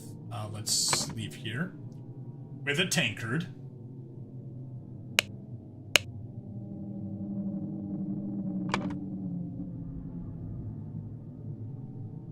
tankard, which cup had no poison. And since the challenged person chooses first, yes, this allowed Walter to cheat the challenge and survive while his challenger perished horribly. Jeffrey Sinclair drank the other cup and died. Meanwhile, Lazarus Hurst passed the Inception ritual to become Proud Beast. Proud Beast Initiate. Yeah. Just wanted to double check. Proud Beast Initiate. Yes! 7th case solved. The scroll has been fulfilled, no hints accessed. After being challenged to a ritual with potentially deadly consequences, Walter conspired with David to devise a plan which would ensure his own safety. They captured a Brotherhood member on his way to the gathering. David took his costume so that, during the ritual of dispute, he could indicate to Walter which cup was poisoned. Therefore, Walter chose the safe cup, and his opponent drank the poison and died. Nicely done. Yeah, I don't think there's anything left to explore, is there? Not that I can think of. Cool. Cool. We got that all figured out. So, thank you everyone for watching. Please like, follow, subscribe. Check me out on Twitch, YouTube, Rumble, Odyssey, and Kick. Free money in the description as always, and I'll see you guys in the next part. Bye-bye. Okay, that was good. I need to run quickly to the bathroom. Be right back, and we can go from there. If you want to take a break now, that's also a good time. I'm going to grab some water. Cool. See you in a sec.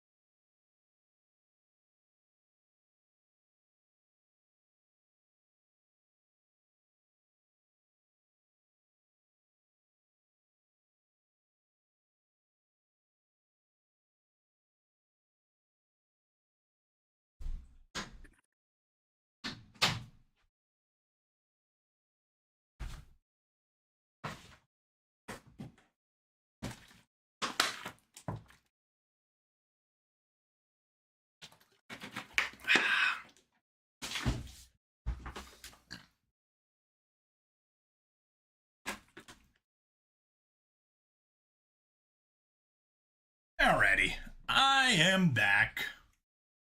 As am I. Cool. So yeah, we got 2. 3 is definitely kind of my minimum goal for today, but if we could get 4, that would be even better. Well, I'm cool for it. Cool. Sounds good. Yeah, I guess let's get started.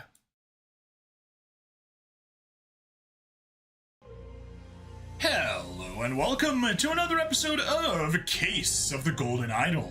I'm Ring Stabbity, the stabbiest stab that ever stabbityed, and with me I have... Nweismuller, who is noting this cult is deciding that masks aren't quite the cool thing anymore, apparently. No, apparently not. Apparently not. Because they got the same robes, but different, but no longer got the masks. And I guess the masks are down here. So yeah, should be interesting. Let's get started and see what the cult is up to today. The crowning celebration by the lighthouse. Ooh. The crowning celebration. Huh. Ooh. Now I'm gonna skip like all the interesting things and just go straight to the dead body. This clue has been added to the thinking panel. So, Water Snake Master. His arm appears to be broken. A ruby ring. Water Snake Master. Lately I have experienced disturbing dreams and I feel cursed. Are you the source of this with your magic? Desist immediately and know that when pushed, My rage is absolute. Do not toy with the well-being of the Empire's general, for I do not tolerate being attacked. In my many voyages, I have learned the dark arts too. If need me, I will summon 1,000 invisible demons to crush your bones. Proud Beast Master. Don't summon demons, please. It's bad. Yeah, demons are bad, okay. Don't want demons, okay. Alternatively, do you want demons? Because that's how you get demons. Yes. To borrow from, oh shoot, what was... Archer? Archer, yes. Do you want ants? Because that's how you get ants. Right. Dear friend, it is not so simple for me to get you a seat alongside me on the Court of Directors at the Seven Seas Company. As a doctor, I recommend you stop obsessing over it. It will only unbalance your humors. Let us discuss alternatives at the next party at Kensington Palace. Okay, so, he is a doctor. Also, this is a tower. I think the dark spell that Proud Beast Master cast on Water Snake Master was, shove. There's still stuff on the corpse, so... There is. Huh. You! Achoo! Bless you. Bless you again. Yeah, that's, something. Both his legs appear to be broken. Oh my, those demons sure are doing a good job of breaking bones. There's still something. Still something? Corpse. There it is. The man is not breathing and has a severe wound at the base of his head. At the back of his head. Okay. Yeah, got wounded at the back of the head. Had his bones broken and then pushed out a window or an opening or something. Head wound. I'll just move that up there. That's a little cleaner. Footprints. We have one set of footprints going to the right. One set of footprints going to the left. And a second set of footprints going to the left. Huh. That is odd.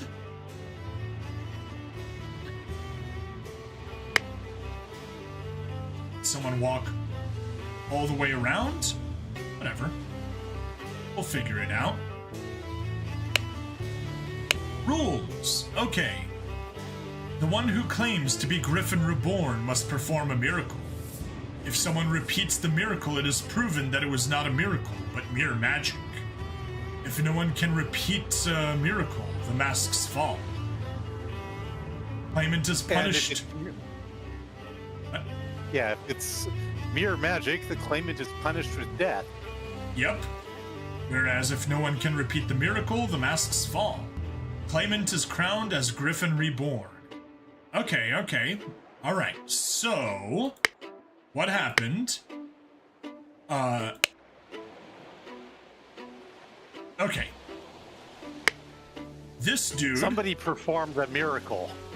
This dude, I'm gonna say, for now, supposedly... I cannot see your pointer. Sorry, the dude holding the crown. He probably performed the miracle of jumping off from the tower safely and landed here, then walked back. Then, Water Snake Master said, I can do that too. That's just magic. And he jumped. Although, I'm thinking that what happened is, he didn't actually jump, or perhaps he was beaten up and broken and had his bones broken at the top of the tower by someone, and then just pushed off, and then he died. And someone came over, inspected him, confirmed he was dead, and walked back. That would explain the quantity of the footprints, it would explain why dude with the crown is about to get crowned, why all the masks are off, because masks are off means that that no one repeated the miracle, so all the masks come off. And yeah. Alternatively, Like the words. Yeah. Griffin Rebirth. There we go. Alternatively, I doubt they'd leave him there. Severe wound at the back of his head. I mean, maybe they hit him. You know, maybe they executed him with a blow to the back of the head after he fell, but maybe. That could also just be a head wound from a fall. Could be. History. In 1725, the first Dark-Hand Lord Harrington demonstrated flying. Alright, that's what I think we have. Jumped off a cliff to his death. In 1756, Proud Beast Master Lord Pledsley performed a seance talking to the spirits. Lord Angus McBain. Wait, McBain? McBain? That McBain? 1 second, pausing the recording. I want to double check that we're talking about the same McBain. You?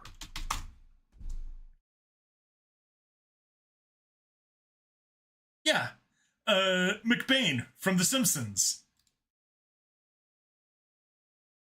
Who's that? That is the joke. Now laugh. Aha. Aha.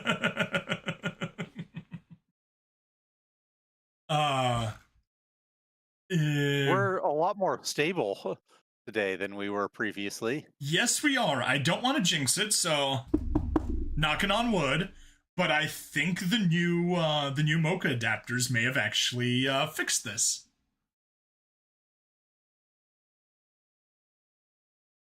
Okay, yes, McBain is from Simpsons. That McBain, although it's spelled differently. Still funny. Let's hop over here. Good. Angus McBain, not Agnes McBain. Just go there. Angus McBain, he sounds like a delicious steak. Yes, yes he does. Griffin Rebirth. In 1764, Dark-Hand Master Lord Jones demonstrated the creation of a homunculus. Lord Angus McBain produced a homunculus as well. In 1771, okay, so that was 8 years later. 1771, Proud Beastmaster Lord White carried out the hypnosis of a servant. Lord Angus McBain hypnotized the same man as well. Lord Angus McBain is kind of a dick. Well, he's ended up stopping a lot of people from being crowned as Griffin Reborn for their cult. Yep.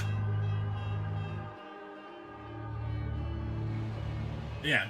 Over a span of 15 years, he prevented three people from becoming the Griffin of their cult. And then one guy just messed up flying. Alright, that's the rules and the history. Alright, well, flying is hard unless you're a bird. Flying is hard.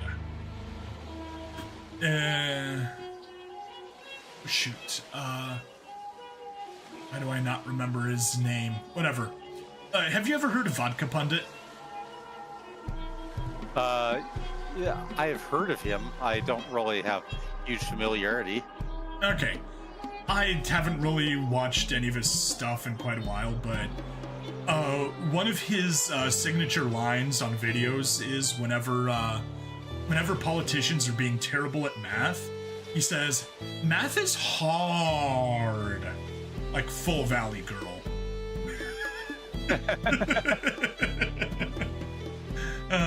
Anyway. Initiate. What an honor to experience such a historical event. Oh, this is a familiar man.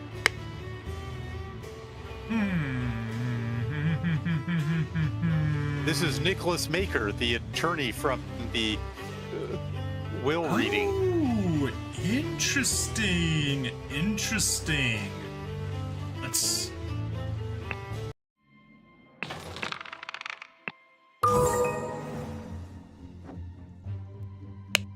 Yes, he is.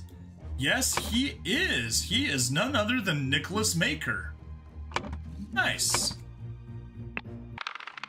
Which honestly makes me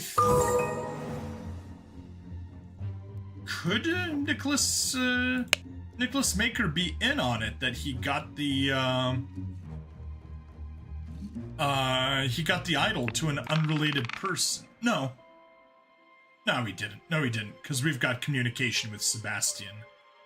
Yeah, because I've got it written down in my notes that Sebastian... But he did get chosen as the attorney because he was a fellow cultist. Because he was a fellow cultist, yes. Constantly politician. I do have it here somewhere. I think. I guess not. Whatever. Doesn't matter. Let's continue on. A ruby ring. Protocol of an attempt to demonstrate a miracle. June 23rd, 1791. Location of the lighthouse on Gull Islet, near the Horn of Codhead. Time noon. Present. Shoot. No. I'm not clicking that link. Or, I'm not clicking the names. I need something else first. My OCD. My OCD will not allow it.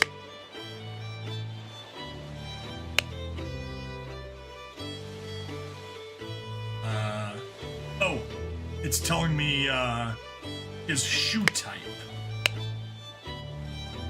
Now, he's got rather plain shoes, no separation between, heel and toe, so he did not, take any of those steps. Here, I brought back your staff, O Griffin Reborn! Alright, a steward of some sort. Oh, none other than Walter Keene. A golden snuff box filled with opium powder, because of course it is. Perfect. Idle. This clue has been added to the thinking panel. Now we can go back to... Lawyer? Present. Lord Angus... Okay. What? That's not where I'm clicking.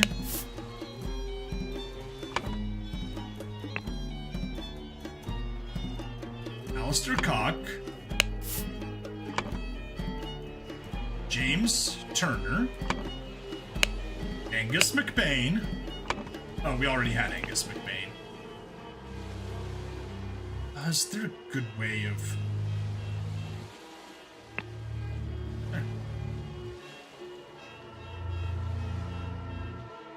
Angus McBain, Alistair Cock, James Turner,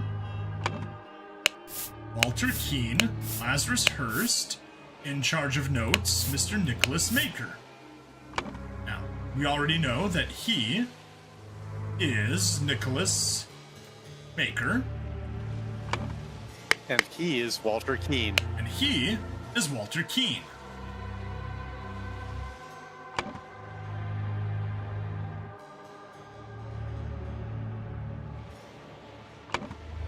And do we have any...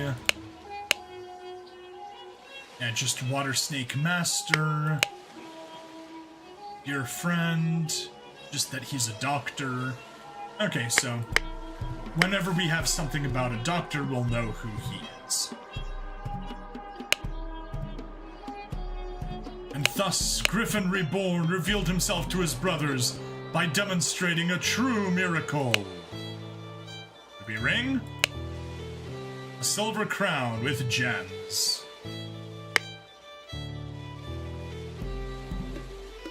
Okay. Kneel before Griffin Reborn. And make ready, I will lead you brothers to a great many changes. Ring. Miracle preparation, okay. After the, decrease air, right? That was the decrease air, I want to say, yes. Aim at the sky. Press the lever to maximum position and hold for at least 10 seconds. At this point, the idol should be full enough to perform the miracle once.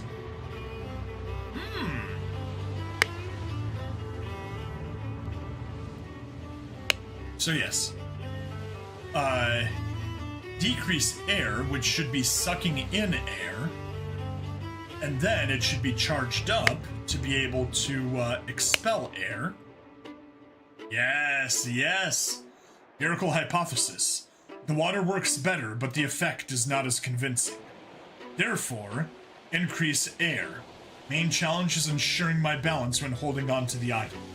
Practice is paramount. Oh, Edmund Cloudsley's book. Safety notice. Upon pulling the trigger, if the glyph input is meaningful, the idol will perform the intended action on the target it can see. If the eye is red, it's ready for, crook input and will turn blue afterwards. If the eye is blue, you can only perform dot crook input and it will be turned red afterwards. Very good. So it looks like Lazarus Hurst got his hands on Edmund Cloudsley's idol notes and has been working with them. That it does. That it does. No, that's not what I clicked on. Shoes. He has spurs, so those are riding shoes. So he... And you see there's spur marks on the back of the ones that are going just one direction. Oh. Oh.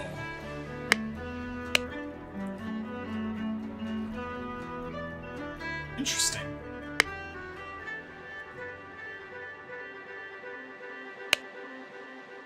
Whatever. Back to Walter Keane. Ah, there we go. The golden idol is enclosed within the handle of an ornamental cane. How fitting. Oh. Oh, oh.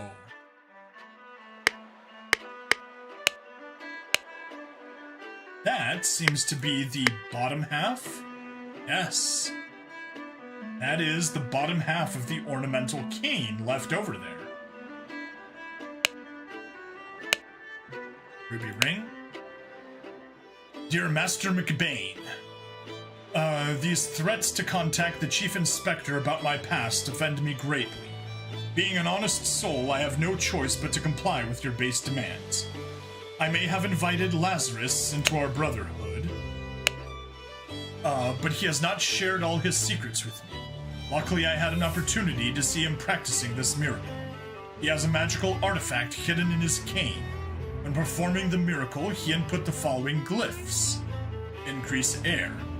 Then he presses a small lever on the handle of the cane, and it grants him the power to demonstrate the miracle. I have no doubt that the staff will work just as well in your hands as his.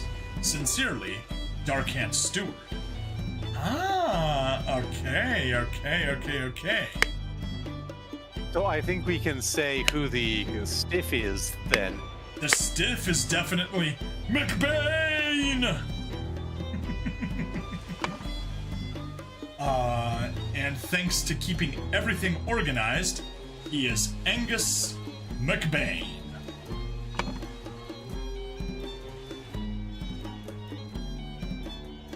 Okay, so I can now say a better story.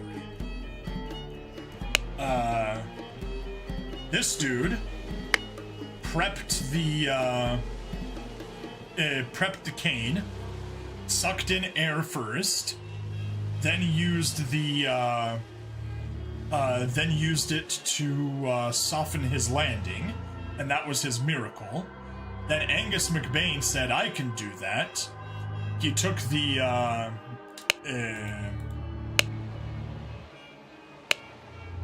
Staff. Cane. There we go. Why can I not remember cane? He took the cane, jumped off, but because he didn't charge it up first by sucking in air, he tried sending it out, and it didn't do anything. So, yeah. That's what it appears to be. Yep. Choose. Okay. He's got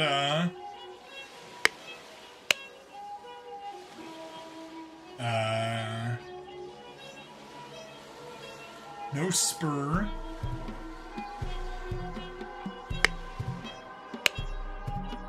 It's got heal. So he could have gone. I'm saying Walter Keane went over, picked up the broken cane, and came back. And that's look what he's saying. What Walter is saying. I brought back your staff, O Griffin Reborn. Yes. So it makes sense. He went over, he fetched the cane, and came back. Or staff. And there's one other little thing he did while he was there, actually. He took the letter back. Possession. He took the letter back from McBain. Also, one more thing he took back. Take a look at that snuff box. Ah, yes, he pilfered the snuff box. Because it is Angus McBain, AM. And of course, it's That is opium. something you don't have to. That's something you don't have to solve for the case, but yes, this is absolutely a minor crime that happened alongside to. A minor crime alongside the major crime. And also, it's a snuff box with opium. Of course it is, because he's a doctor. Well, no, take a look at the list of attendees that Nicholas has. Lord Angus McBain, so we've already got that. That is the stiff. Lord Angus McBain, not Dr. McBain. True. Well, hang on then. Water Snake Master. Nope. This one. Dear friend, it is not so simple for me to get you a seat alongside me at the Court of Directors of the Seven Seas Company. As a doctor... the other guy is a doctor. My bad. I misinterpreted that. I thought that Angus McBain was the doctor. No. He received this letter from a doctor. There we go. That makes Okay, there's sense. something you didn't interact with on Nicholas. Yep. Still haven't looked at the second list. Dr. James Turner. So there is a doctor somewhere here. Dr. James Turner. Sir Walter Keane. Mr. Lazarus Hurst. In charge of notes, Mr. Nicholas Maker. Second one. Dear Water Snake Brother Maker. As the director of the Seven Seas Trading Company, I do not assess work applications. Please go through the official channels so my staff can evaluate your credentials as an attorney. Darkhand Master. Okay. He's trying to get a job from Darkhand Master as an attorney.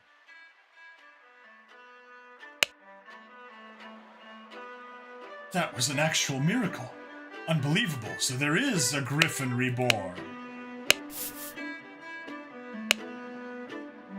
A heavy seal.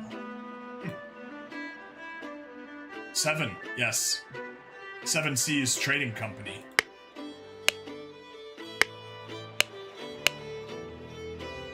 So he is Darkhand Master JT. James Turner. Who is the doctor who advised Angus McCain not to worry so much about it. Yes. Who advised him to not worry, to get about getting a seat on the court of directors at Seven Seas Company. Boom. Okay. He has flat shoes, it seems. Yep. 5 strange-looking masks, okay. A set of heavy wooden oars. Alright. So, the one set of steps walking back has spurs, which is none other than him. Kneel before Griffin Reborn. Okay. So, he is the initiate. And very good. We have 5 masks. We have 1 water snake, who is the master. 1, 2, 3, 4, 5, 6. That,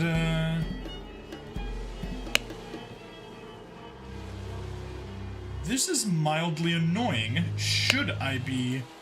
Oh, wait, no. There we go. Yes. He has his own mask with him. My bad. My bad. Okay. So, yes. We have, 2 initiates. There's still 1 question mark here, and there's the screen. upstairs. Yeah. Yep. But yes, he is the initiate, so I will assume that he is Lazarus Hurst, the new Proud Beast initiate. He has the same face as Lazarus Hurst from the last episode, so... Okay, let me just jump back. Not that I don't trust you, but to confirm, plus for the audience. Okay, yes. Interesting. He looks like one of the Easter Island faces. Like a Moai? Yes. Alright. So he is Lazarus Hurst, which leaves us with only Alistair Cock by process of elimination. And if Alistair... So we know James Turner is a master. That means Alistair Cock is the general of the Empire who learned the dark arts in his travels and was threatening... And it was threatening him, yes. Proud Beast Master. Learn the dark arts too. I will summon 1,000 invisible demons to crush your bones. He's the one that's feeling cursed. Alright, what do we have here? The door is locked from the inside.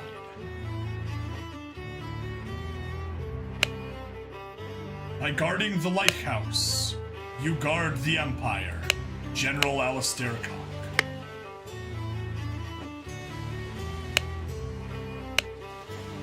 A trapdoor that connects the staircase at the top of the lighthouse. Not locked. Okay. Well, that's about it. People who had the magical relic in their hands chronologically. Okay. So, I'm going to say Lazarus had it first. Lazarus Hurst. Then, Angus McBain for his so Lazarus Hurst for his successful levitation. Angus McBain for his failed levitation. And then right now, Walter Keane is holding it.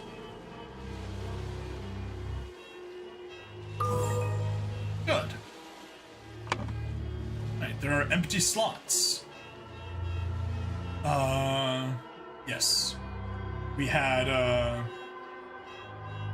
Angus McBain, blackmailed. We'll double check that in a bit, but I believe it was Walter. How Lazarus Hurst would perform the miracle of flying. And let me double check. Oops. Yes, there we go. Dear Master McBain, sincerely, Darkhand Stewart.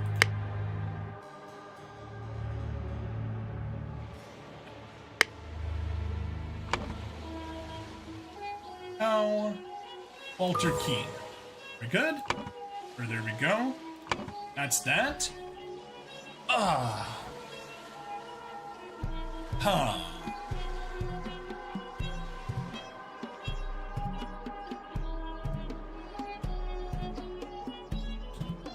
Okay, let's just kind of work with this. Lazarus Hurst jumped from the lighthouse using the flying sand smoke of the lighthouse idol to demonstrate the miracle of flying and became Griffin Reborn.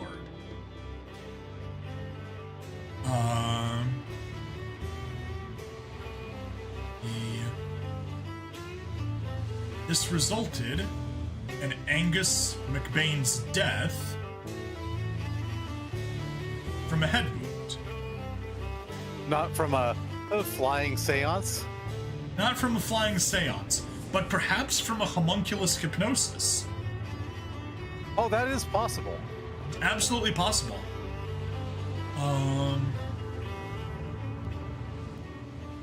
Yeah.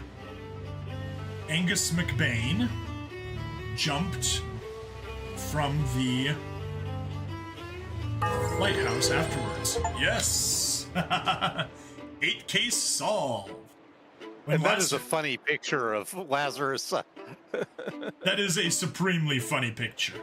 When Lazarus Hurst jumped from the lighthouse and survived using the hidden golden idol, Master Angus McBain thought he had enough information to repeat the miracle and prevent Lazarus from becoming Griffin Reborn. He seized the staff from Lazarus and locked the lighthouse door to prevent foul play. Okay, so my earlier theory of foul play was completely false. But that's okay. Your voice keeps cutting in and out for me for some reason. Oh boy.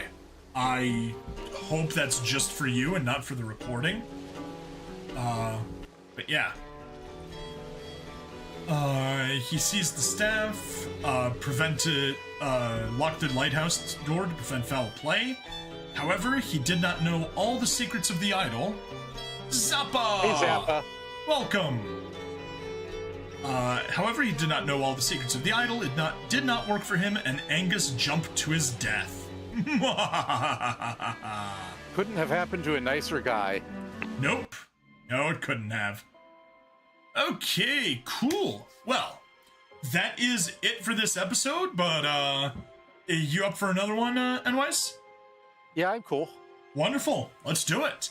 So, thank you everyone for watching. Please like, follow, subscribe. Check me out on Twitch, YouTube, Rumble, Odyssey, and Kick. Free money in the description as always, and I'll see you guys in the next part. Bye-bye. There we go. Let me just grab a quick bit of water, and then we'll continue on to the next case.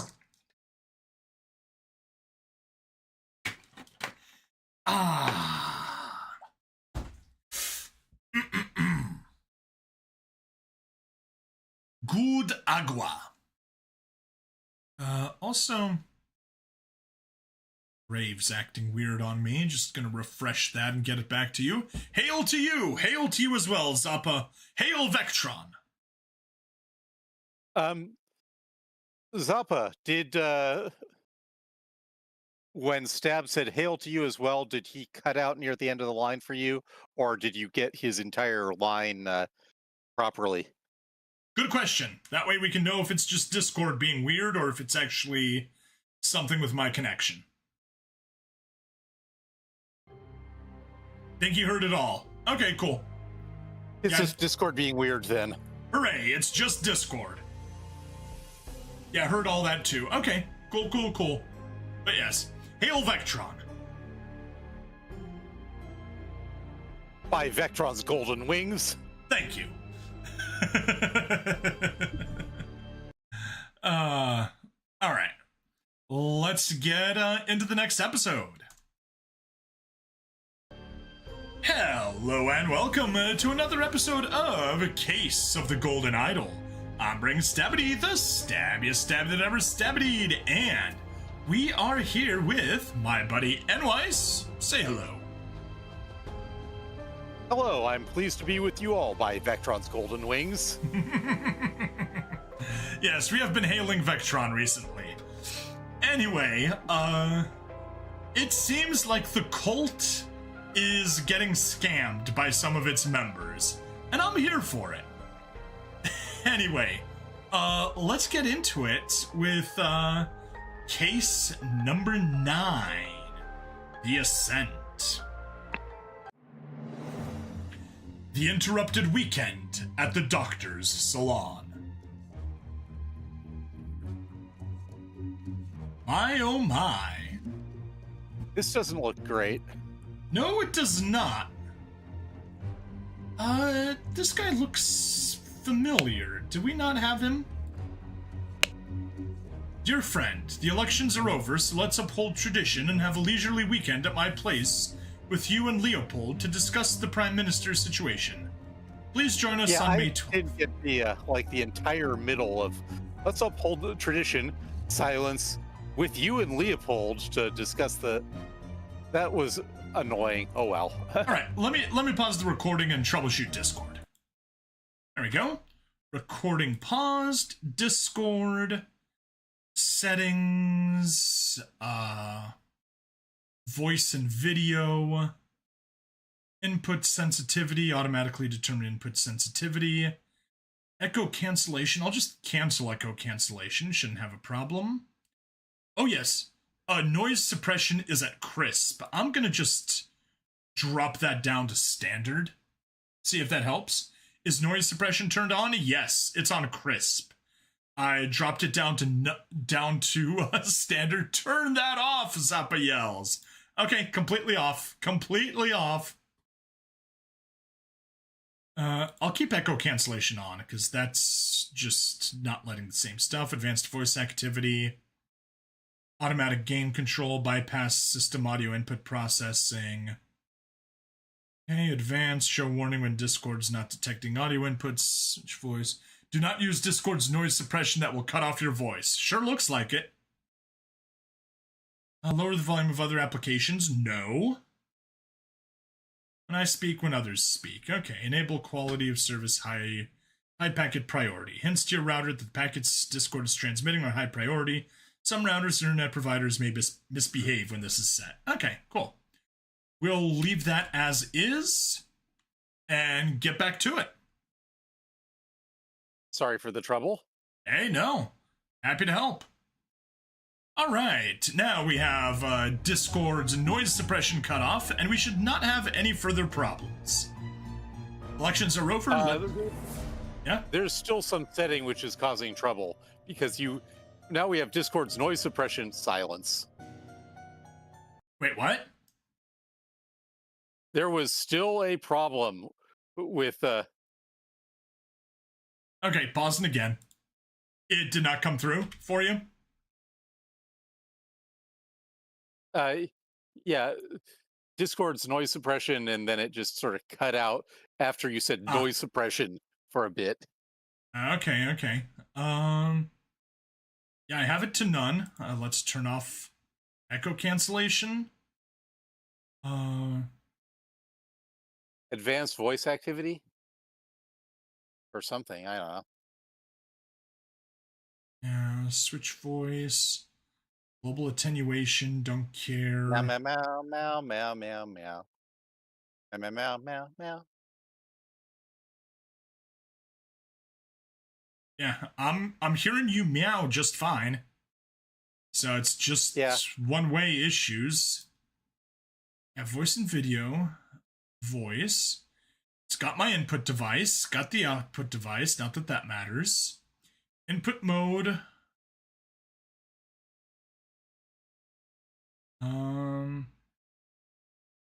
No, just voice activity.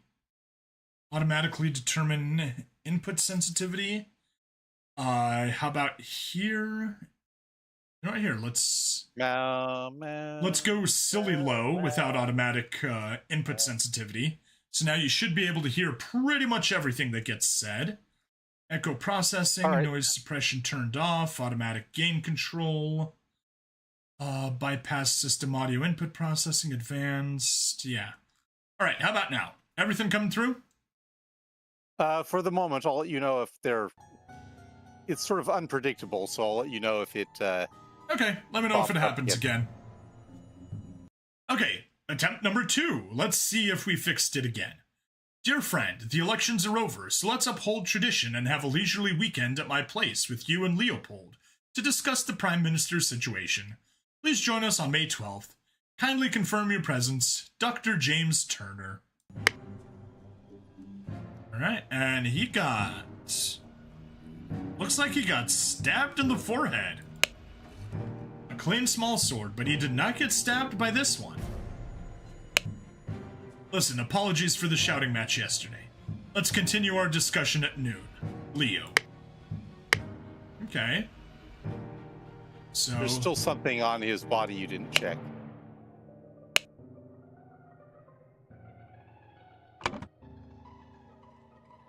Okay, so-and-so. The something is the murder weapon. The Blum is where he was murdered. Body was found by so-and-so. Okay. Alright, here we go. Tea house. Chess house. Croquet field. Library. Salon. Flower beds. More flower beds. Fountain. Got a nice map of the place. This clue has been added to the thinking panel. Oh Lord, I did not expect something like this in our household. Right. Some sort of there's worker. still something you didn't click on him. Yep. Slightly grassy garden shears. Okay, so he appears to be the gardener. Is that,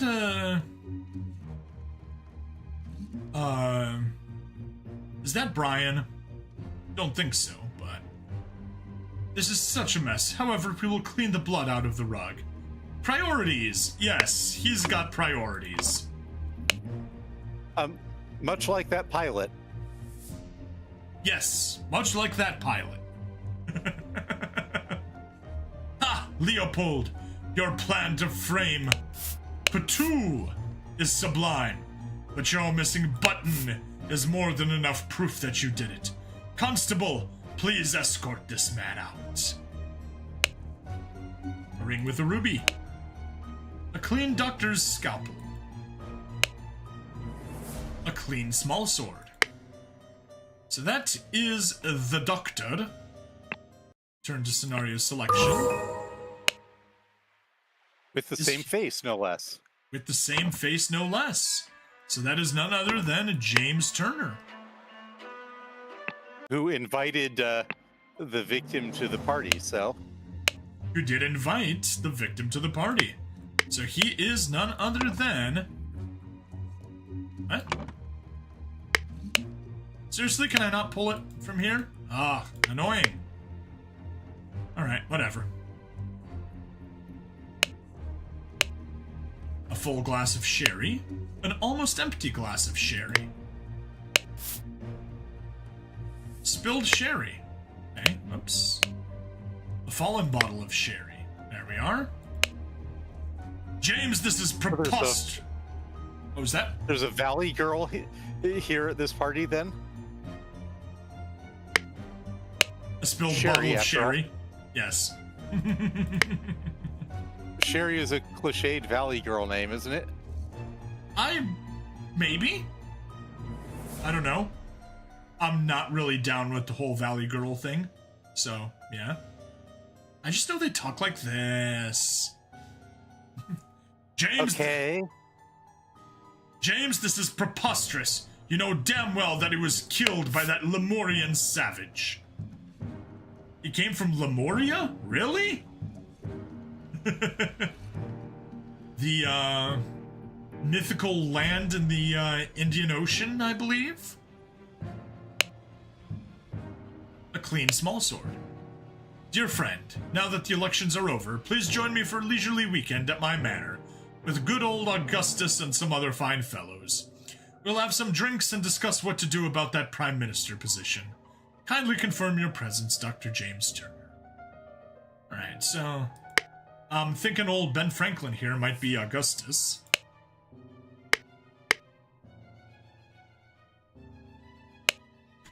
Oh, and there's something on Ben Franklin's hand that you didn't check. Yep. This is outrageous! I thought you were an honorable man, Leopold. Not some Aquitanian agent trying to sabotage our friendly relations with Lemuria and provoke a conflict. You never can trust those French. Never.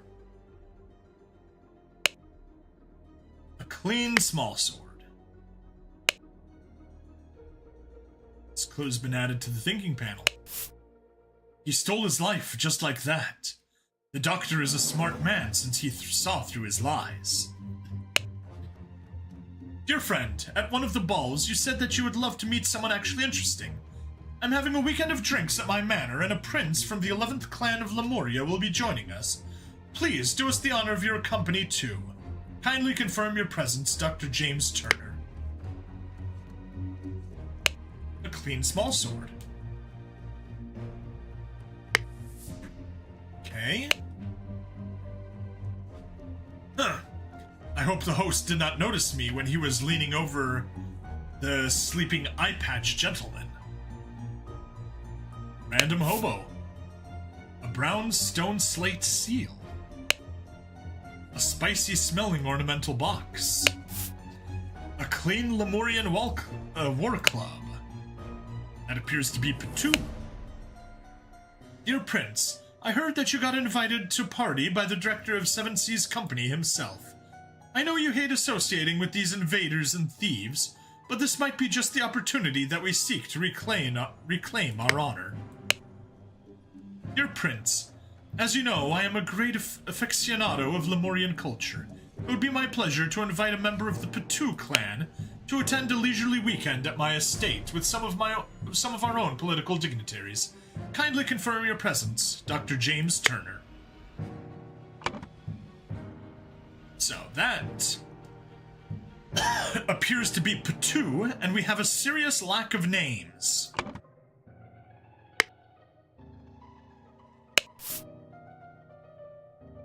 Alright, boomerang.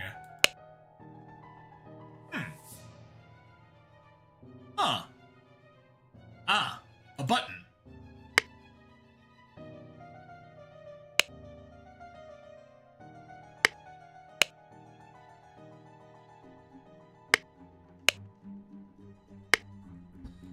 Does he have a missing button? Yeah. There should be a button right there. And it isn't. And it matches the button here.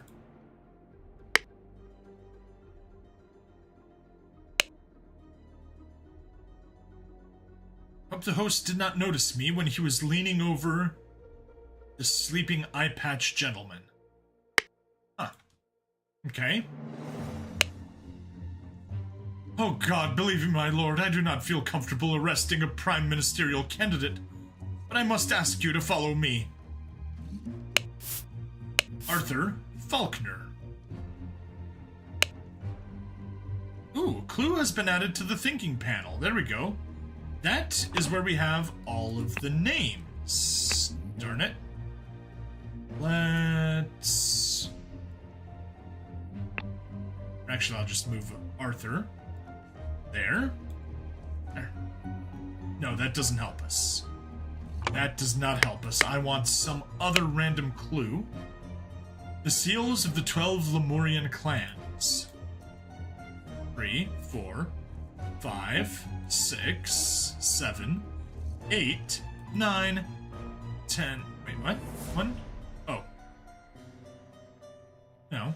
1, 2, 3, 4, 5, 6, 7, 8, 9, 10, 11. We're missing the 12th seal, which is here. A brown stone slate seal.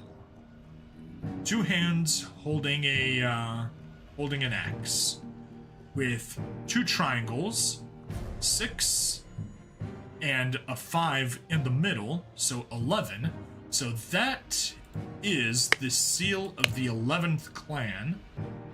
And that is the seal of the 12th clan, which is 4 triangles of 3 each. Okay. So, And you know Patu... how a hand is 5 and an axe is 1 in the visual iconography. Ah, yes, yes. Okay. There we go. A hand is 5 and an axe is 1. Yes. 2 hands is 10. A bug is 6. 2 bugs, right. A bug is 6 because it has 6 legs.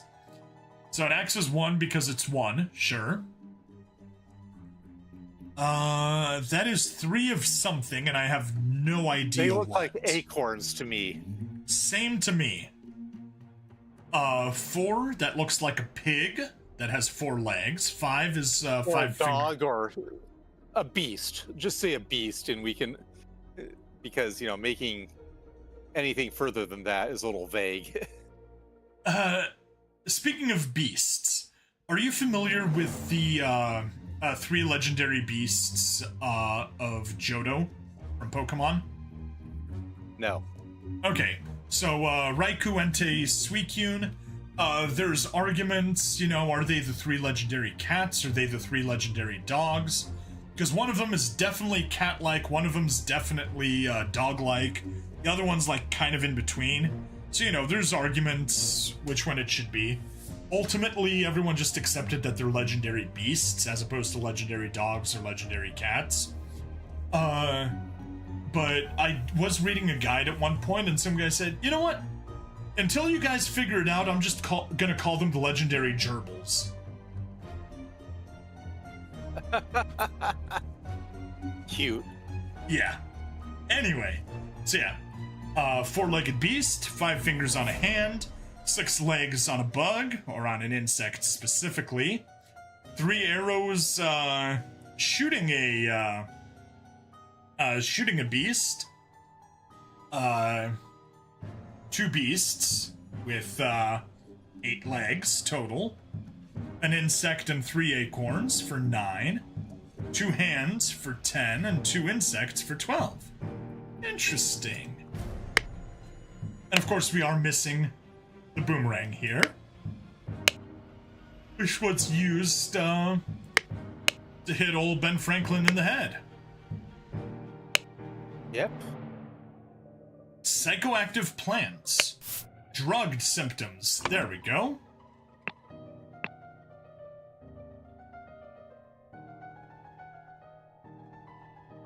And, I guess I'll leave Patu there for now. Ignore that, and let's head back to the testimonies. Leopold. Oh boy, we're going to be playing this kind of logic puzzle. Claims that he had a glass of sherry with James in the library and became drowsy.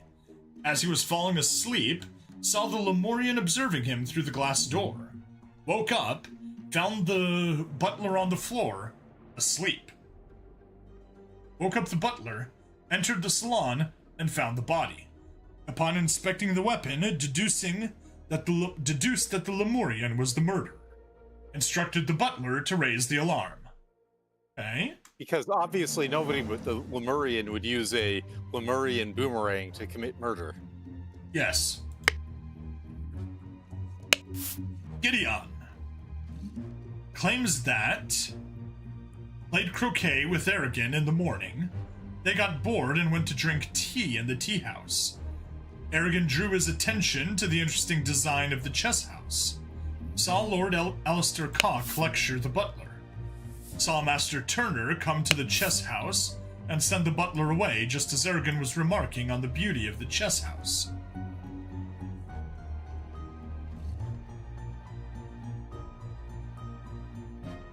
Okay, started talking. Saw Lord Alistair Cock lecture the butler. Saw Master Turner come to the chess house and send the butler away. Okay. Just as Aragon was remarking on the beauty of the chess house. Saw Lord Alistair leave the chess house and return shortly afterwards. Ergen. Slightly difficult to understand what he says, potentially because he has challenges with our language. Claim that everything young Master Bell says is absolutely correct. Okay, well that, at least we know that Aragon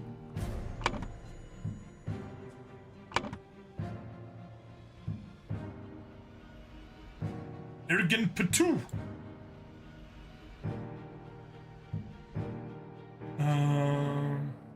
We know Leopold Koch is a name, so. Yes. No, not Leopold Koch. Leopold was God, Alistair Koch, actually. Sorry. Yes. And we don't have Alistair. That's fine. Oops.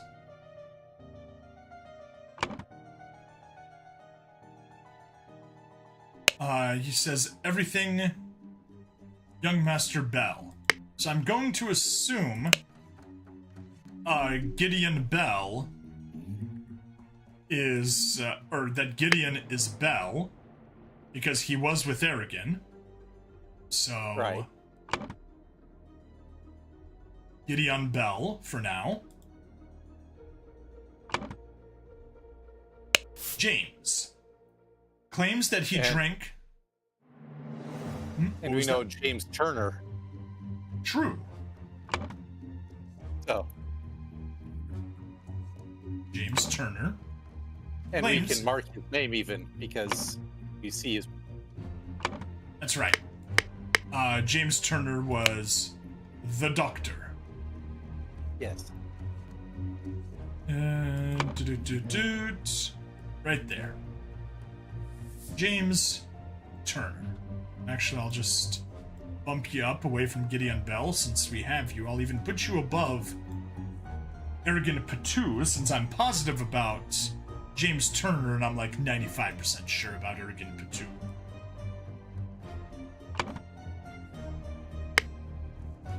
Alright. James claims that he drank a glass of sour sherry with Blanchard in the library in the morning. Then he went to the chess house where he found Lord Alistair and the butler. Ordered the butler to clean up the library and get rid of the bad sherry. Spent the rest of the time playing chess with Alistair until the alarm was raised. Nota bene, as the master of the house, he led the interrogation of the suspects. Went to the chess house where he found Lord Alistair with the butler.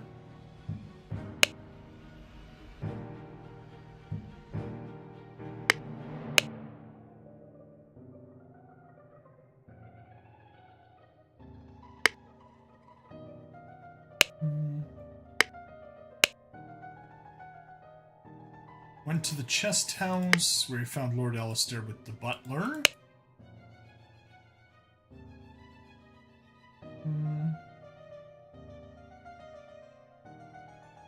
Lectured the butler. Saw Master Turner come out of the chess house. Send the butler away. Send the butler away. I am annoyed. I know the puzzle is just get the names together, but yeah, very annoying. Claims that in the morning he practiced chess at the chess house and educated the butler on his lack of military training. Sometime in the afternoon, Dr. Turner arrived and sent the butler away. They played together and he was very close to winning when the alarm was raised. Okay. We also know Alistair Koch, so. Yes.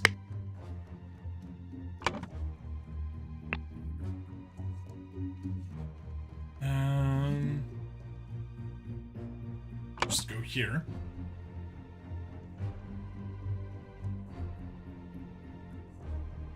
And I did say Gideon Bell, correct? Correct.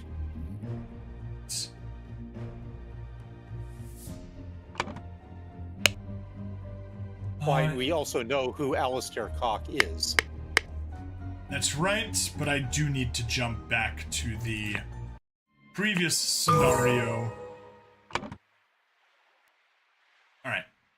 He is, the one with the jowls.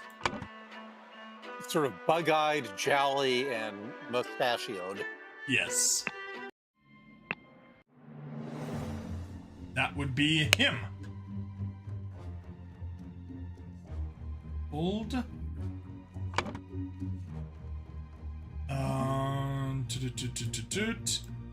Alistair Buck.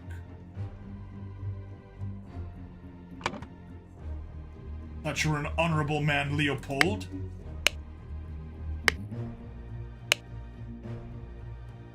James, this is preposterous. You know damn well he was killed by that Lemurian savage. This is outrageous, Leopold, so... Eye patch is Leopold.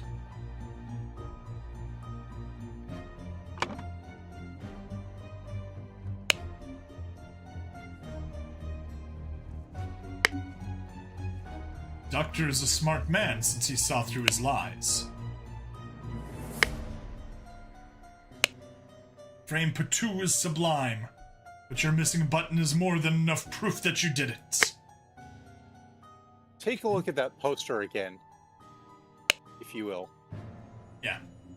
Psychoactive plants, drugged symptoms, spotty onion, an illusion of unity with the universe, increased appetite, hiccups, black poppy, sleepiness, whites of eyes get a pink tint, Lemurian lichen, hyperconcentration on one thing, loss of perception of time, rapid blinking, redberry, surge of energy, vocalization of all your thoughts, twitching, aggression. Okay. Well, black poppy might explain the drowsiness after drinking the bad sherry. Well, let's take a look at Leopold then, since it says there's a... Hey, red eyes. Okay.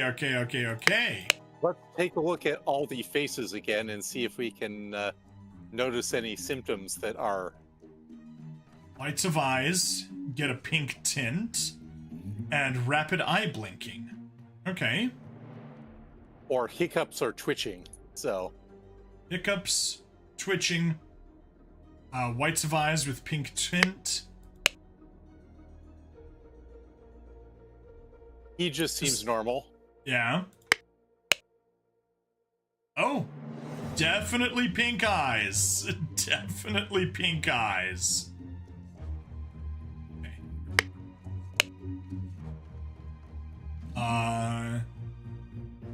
Cloudy eyes, or does he just have them recessed?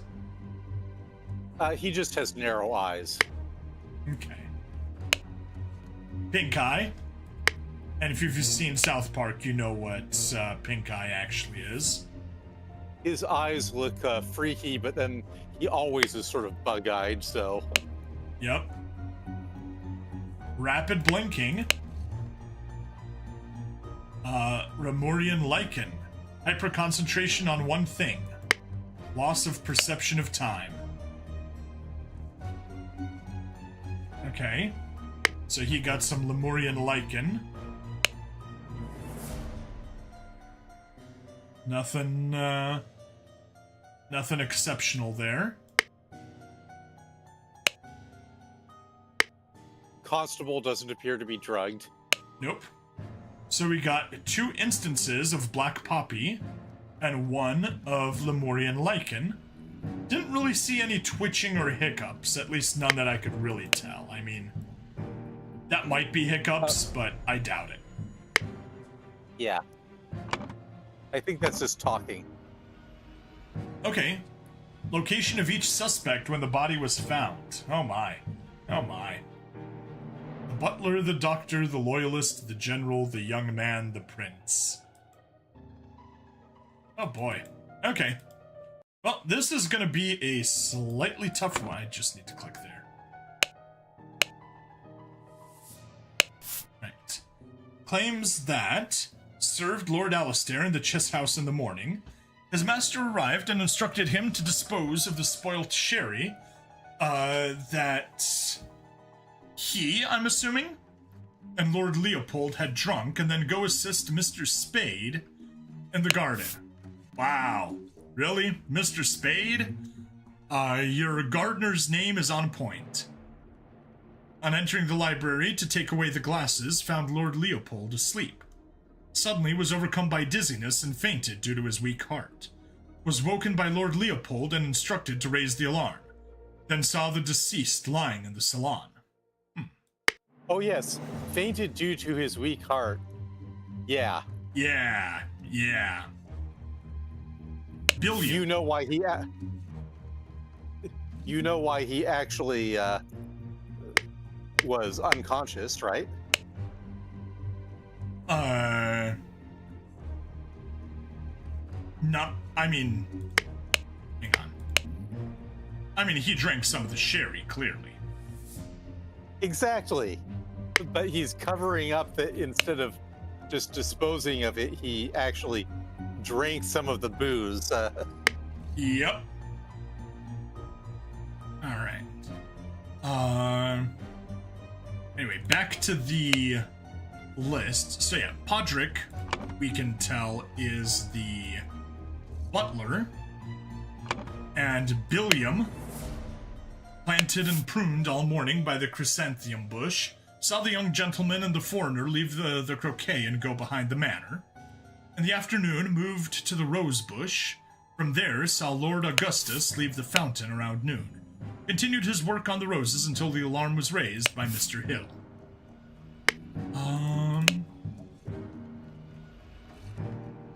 Alright, so Podrick Hill, it seems.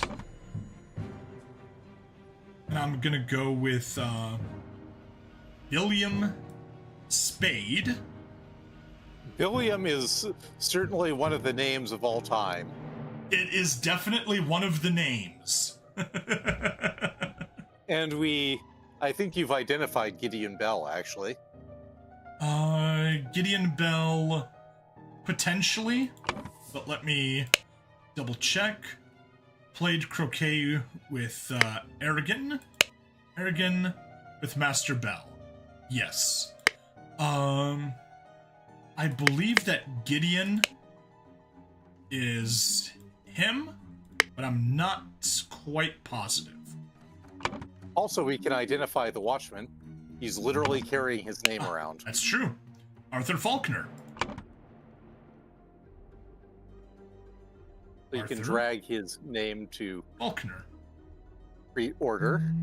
Boom. And Billiam Spade. William Spade. And Podrick Hill. There we are. So yeah, we have James Turner. Ergen Patu, unless it's Patu Ergen, but I think it's Ergen Patu because it said Clan Patu. Gideon Bell, which I'm pretty sure. Oh, right. He's alive, and he is literally the only one left. Gideon Bell, Alistair Cock with the bug eyes, Arthur Faulkner, William Spade, Podrick Hill, Leopold. Well, what was that? That makes the victim Augustus, since... Yes. And we'll just figure out whether it's Leopold Blanchard or Augustus Blanchard.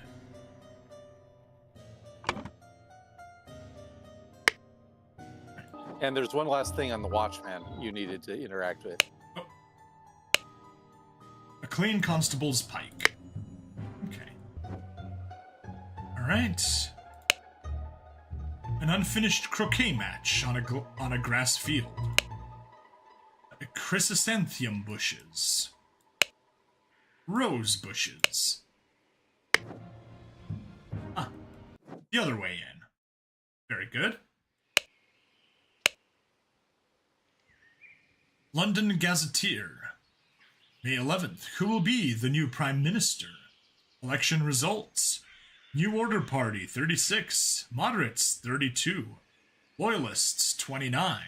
Well, this clearly means that what would... they have the same art style. From the dinner party. Yeah. The New Order Party have the most MPs, but it is clear the two old parties will form a coalition. This means either Loyalist leader Blanchard or moderate leader Valentine. Okay, so we can clearly see that the moderate guy is Valentine. Moderate leader Valentine. Yes, and there is no moderate here. Perfect. Augustus Valentine, which means Leopold Blanchard. Yes! Haha! Okay. The loyalist leader Blanchard, or moderate leader Valentine, will become the prime minister, leaving Lazarus Hearst and his party in the opposition. Ah, interesting. That is Lazarus Hearst. Okay, so he took over a cult, and now he's running a new party. And is the most popular party. Interesting. And he's riding on a giant... Chick? Just hatched. Just hatched? You can still see the shell. Because it is a new party, that figures. Versus a Pegasus and a Griffin? Griffin, yeah. All chasing the Prime Minister's seat. Oh.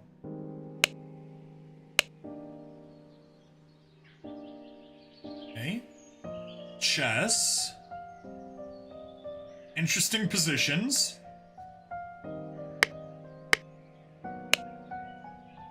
Tea room.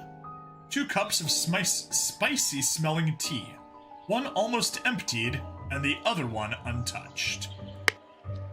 Okay, well, now that we have all the names, okay, there are empty slots. We did say Augustus Valentine, correct? Yes. Augustus Valentine is the victim. The button was the murder weapon.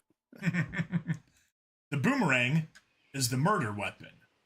The salon, or would that have been, yeah. I'd call this the salon and the other side the library. Yep, that's how I read it. Salon here, library there. Cool. The salon is where he was murdered. Body was found by... Well, that's where we have to look at the witness statements. Yes. James... Actually, let's go back to Podrick. Woken by Lord Leopold and instructed to raise the alarm. Okay. And let's look at Leopold's statement then. Leopold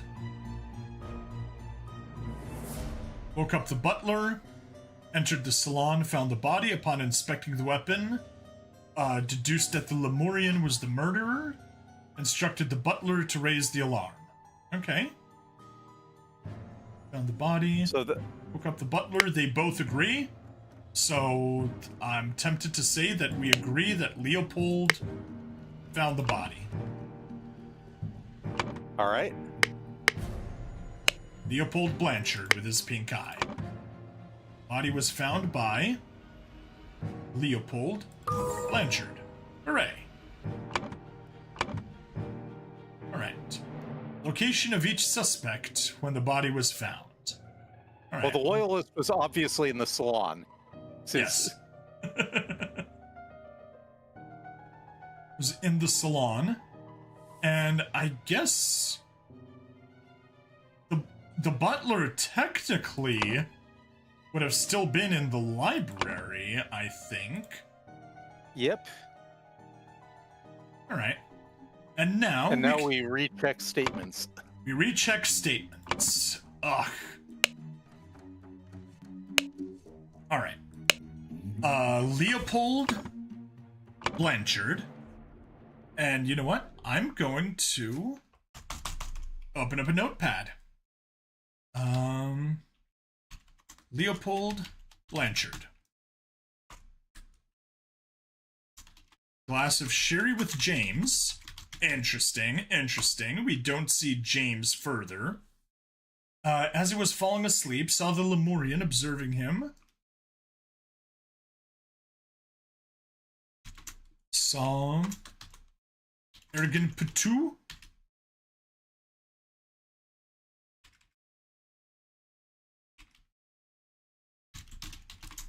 Observing him. Woke up. Found the butler. Woke the butler. Found the body. Deduced and raised the alarm. Blamed Patu. Based on a brilliant deduction that clearly the only person who could have used a Lemurian boomerang as a murder weapon was the Lemurian. Yes. Told Butler to raise the alarm. Very good. There's Leopold Blanchard in my notes, so I can go back to them without needing to.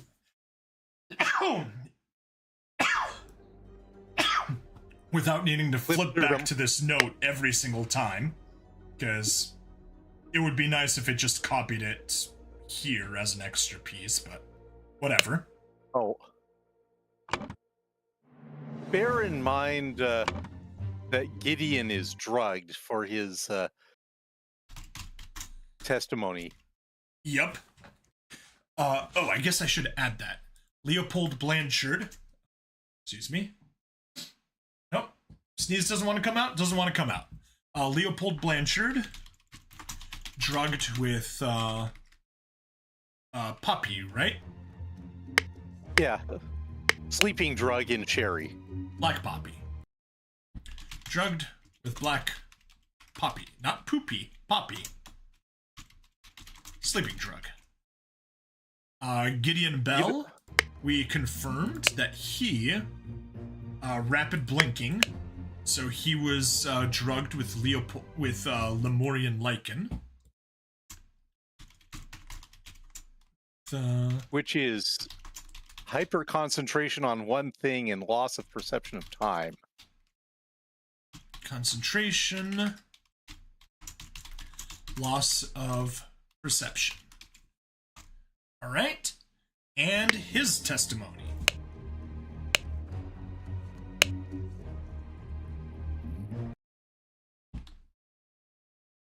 Croquet with Aragon in the morning. Bored and went to tea.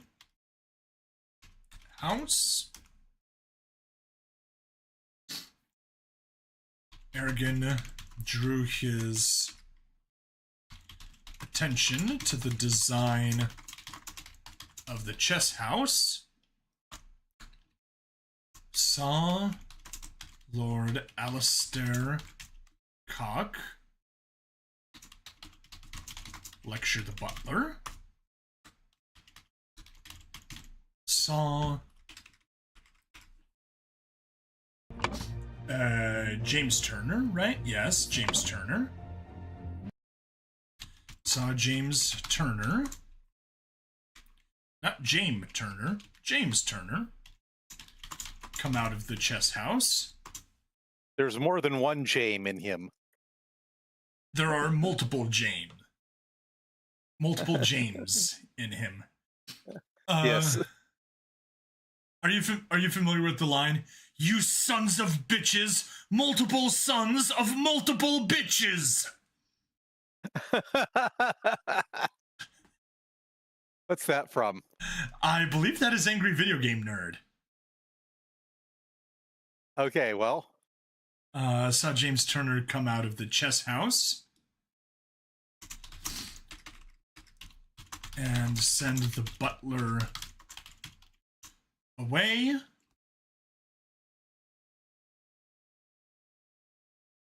As Aragon commented on the beauty of the chess house.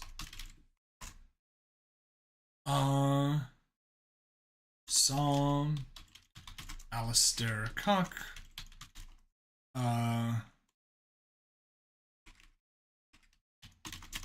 leave the chess house and return. Okay. There's Gideon's testimony.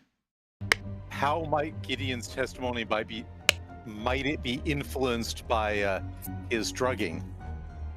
He is really fascinated with that chess house. And furthermore, he has no concept of the passage of time. That too. Yes. So So, yeah, relative times take with a grain of salt. How much time has actually passed? Yes. Actually, Patu doesn't have the same blinking or anything. So, back to the testimonies. Well, take a look at the... If I may suggest, take a look at what Patu's carrying and at the tea house. Okay. Patu. Spicy smelling ornamental box. Huh.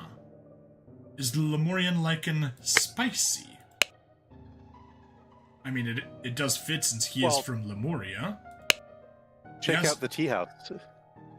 Brown stone slate steel. Prince, so he clearly... Prince. Clean Lemurian war club. Yeah, that is his own war club, as opposed to the boomerang that was taken from the display. At some point, he went into the salon and took a seal because he did, and Gideon didn't notice a thing because he was hyper fixated on the. So. Okay. Yes, 2 cups of spicy smelling tea, one almost empty, and the other one untouched. So, whoops. Go back inside. Go to the booklet. I guess technically we don't need to since I have it written down, but 1 is accurate. 2 is accurate-ish. He didn't realize that,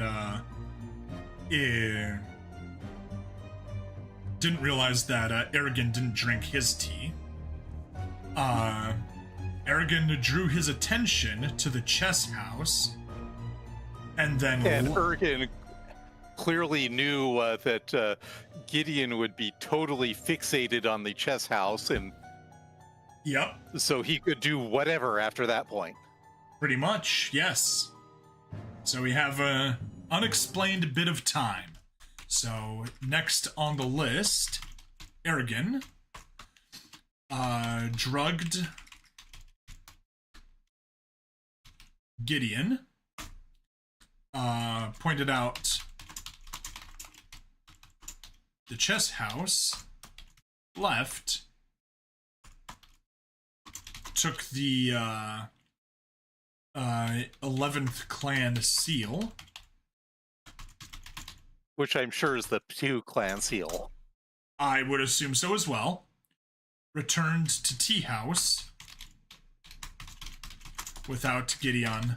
Whoops. Notice it. Okay. That seems good. Moving on. James Turner.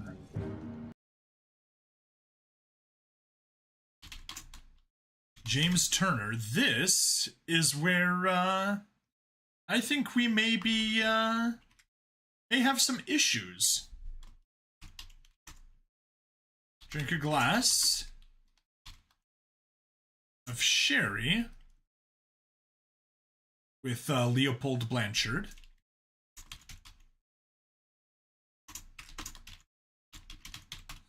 And we already know that's not true.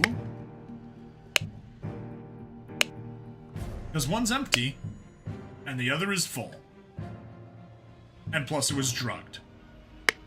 And he most certainly is not experiencing effects of black poppy drugging.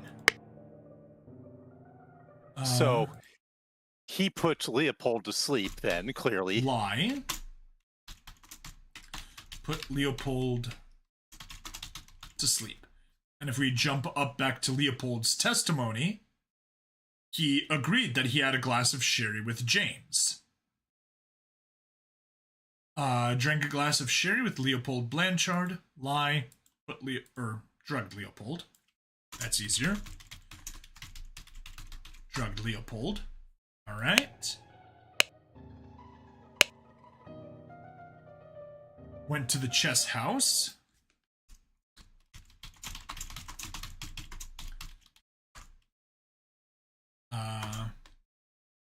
found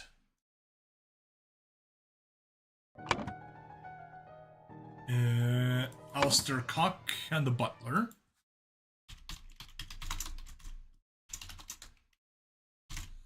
He got killed by ninjas. Anyways, are you familiar with how ninjas came to be treated as invisible?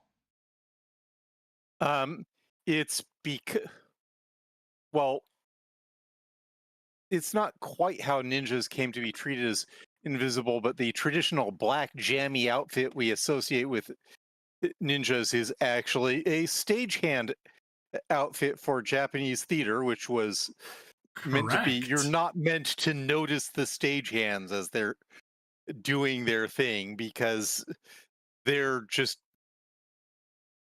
They're just the stagehands. They're there to make sure that all the stage stuff is effects. going correctly, all the effects happen. Yes. Yeah. And in one of the plays, one of the stagehands wasn't actually a stagehand.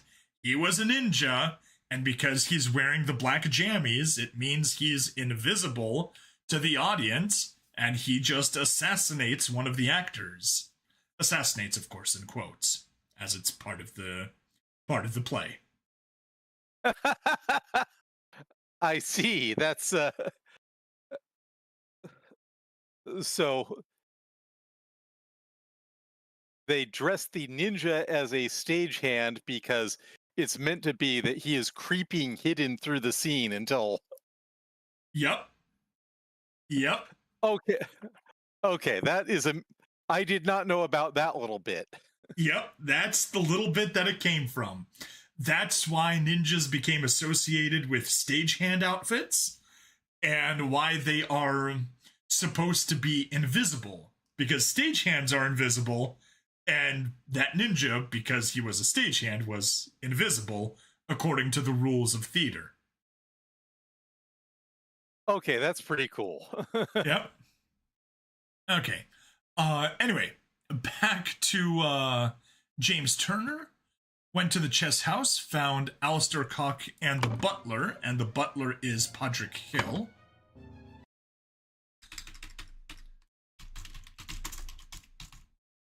Podrick Hill ordered the butler to clean up the library.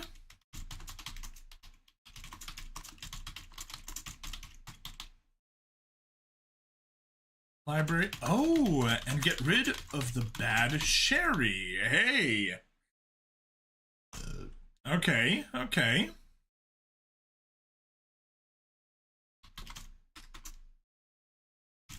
Spent the rest of the time playing chess with Alistair Cock until the alarm was sounded, or was raised.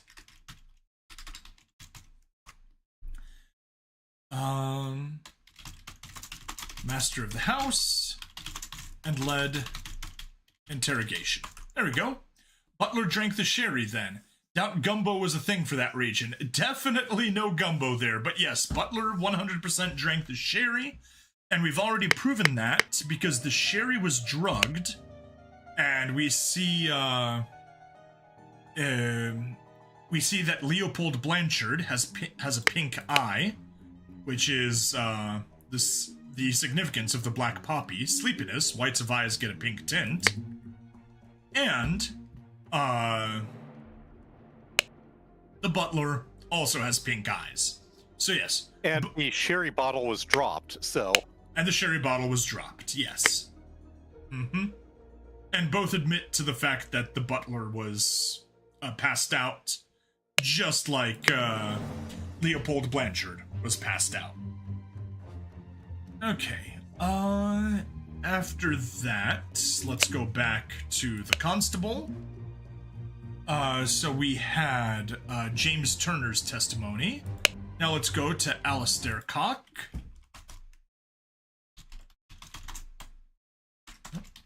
Cock with an H. There we go. Practiced chess. and educated the butler on his lack of military training. In the afternoon, Dr. James Turner arrived. Turner, not turned. Arrived. They played together, and he was close to winning when the alarm was raised. Okay.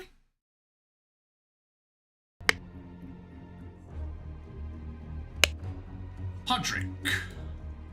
Podrick Hill, correct? Yes, Podrick Hill. Podrick Hill served Alistair Cock in the chess house. Master arrived and instructed him to dispose of the sherry that he and Lord Leopold had drunk. Sort of. Sort of. Dispose of the drugged sherry there.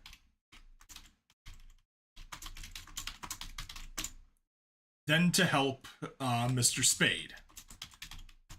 The most on-point name ever. Spade the gardener. Found Leopold Blanchard asleep, suddenly overcome by dizziness.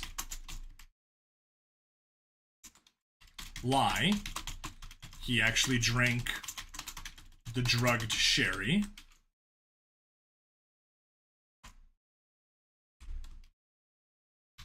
Woken by Leopold.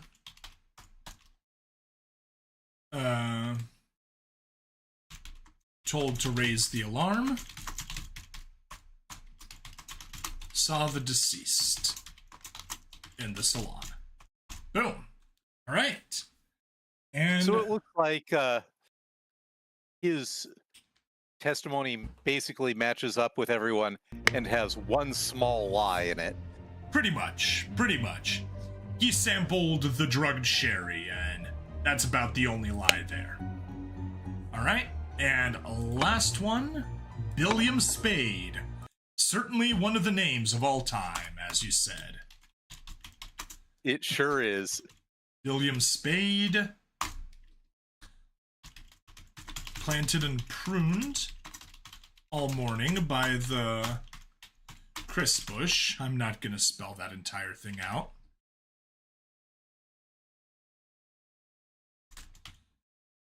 Saw Gideon and Petu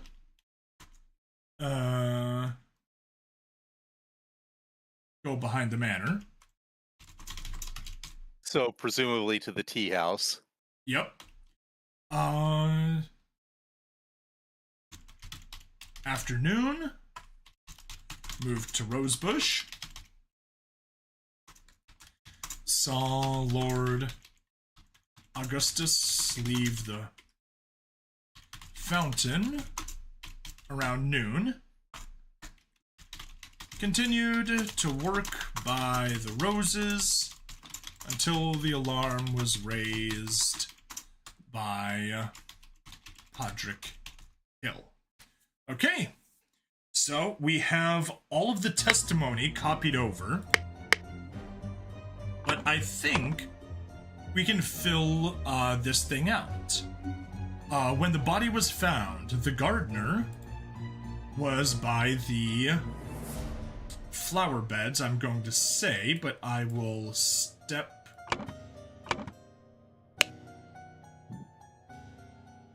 One of the two flower beds. There we go. He was by the flower beds. The butler was in the library. The doctor was playing chess. James Turner spent the rest of the time playing chess.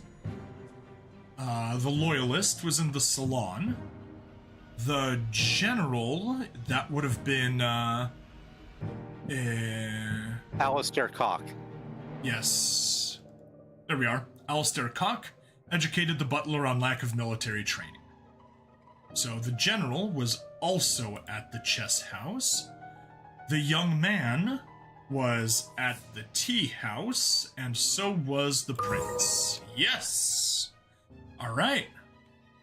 We got all of that. Now, let's start busting holes in the narrative. I guess also, I want to step outside. So the salon is over here, and it seems like they have curtains on the outside for some strange reason. Yeah. I wanted to comment on that earlier, but didn't.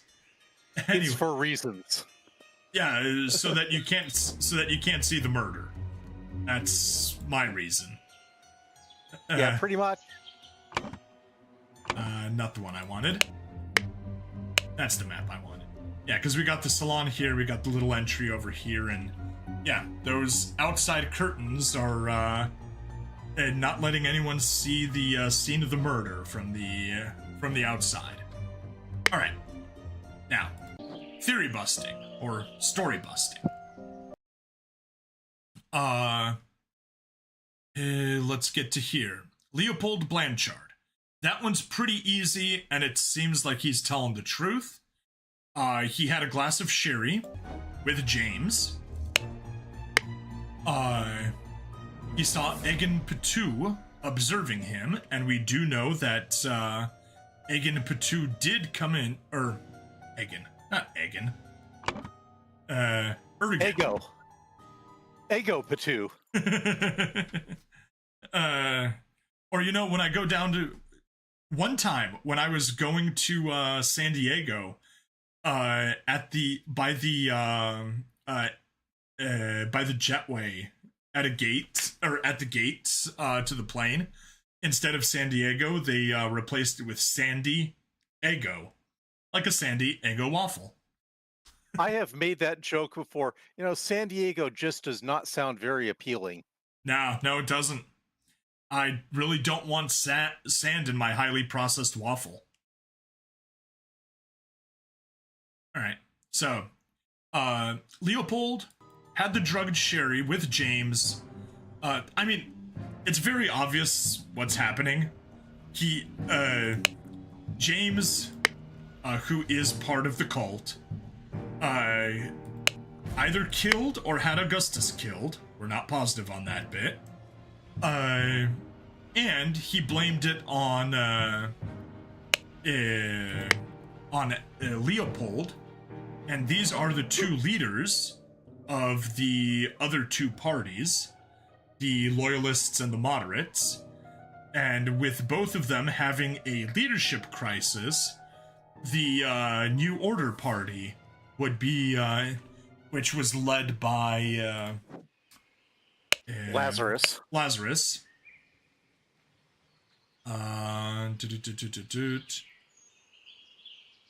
Hearst. There we go.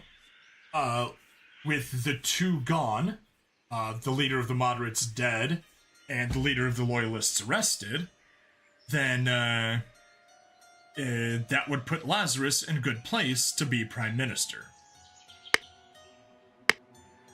So, yes. Actually, you know what? Here. Early in the morning. Yeah, no. Not yet. Let's keep busting theories. And yeah, Leopold then woke up, found the butler, woke the butler, found the body, blamed Petu, and told the butler to raise the alarm. Simple enough. He's not lying when he blames Petu, he's just being dumb. Yes. And a moderate bit of racist. What other kind of person could kill someone with a boomerang? Obviously only one of those Lemurian savages. Yeah. Okay. So that is that. I think his story checks out. Seems to fit with everything else that we've that we've gotten. So let's move on to the next one. Gideon Oh, Bell. by the way, Yes. just click through everyone's, not their witness statements, but what they're saying in the present moment. Okay, this is not useful, but you know. Yes. This is such a mess. However, we'll clean the blood out of the rug. Also not helpful. Ha, Leopold, your plan to frame Petu is sublime, but your missing button is more than enough proof that you did it. Constable, please escort this man out. Yes, that was the other thing that I wanted to mention. He counterframed Leopold by cutting off his button and planting it on Augustus. Yes. Anyway, continuing on, Gideon, played croquet in the morning, bored, went to the tea house, got drugged, Aragon drew his attention to the chess house, and then he was fully focused on the chess house and not paying attention to anything else. Saw Alistair Cock lecturing the butler. Then he saw James Turner come out of the chess house, send the butler away, as Ergen commented on the beauty of the chess house and returned. Or as Ergen returned. Okay. Saw Alistair Cock leave the chess house and return. And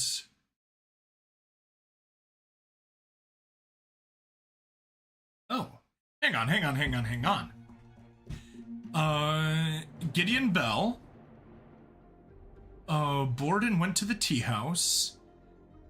Ergen drew his attention to the design of the chess house.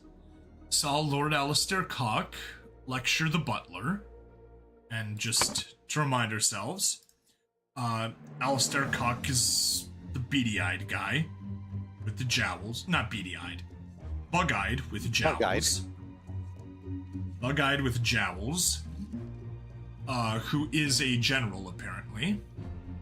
Saw Lord Alistair Cock lecture the butler. Saw James Turner come out of the chess house. And send the butler away, as Ergen commented on the beauty of the chess house. Saw Alistair Cock leave the chess house and return. Okay. So there is, I'm going to jump over to Alistair Cock. Practiced chess and educated the butler on his lack of military training. That adds up. In the afternoon, Dr. James Turner arrived. They played together and he was close to winning when the alarm was sounded. Okay. We have a conflict. Alistair doesn't mention leaving and coming back to the chess house. So he did something. What he did, I can't say. Perhaps he was the one.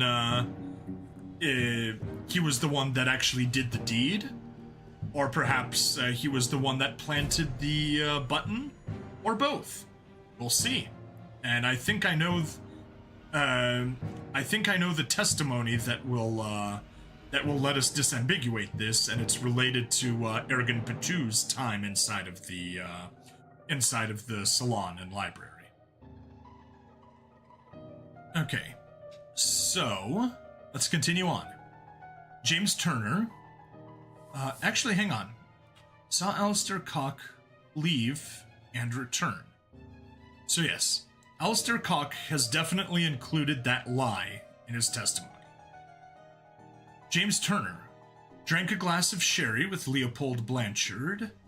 Lie, he was actually drugging Leopold.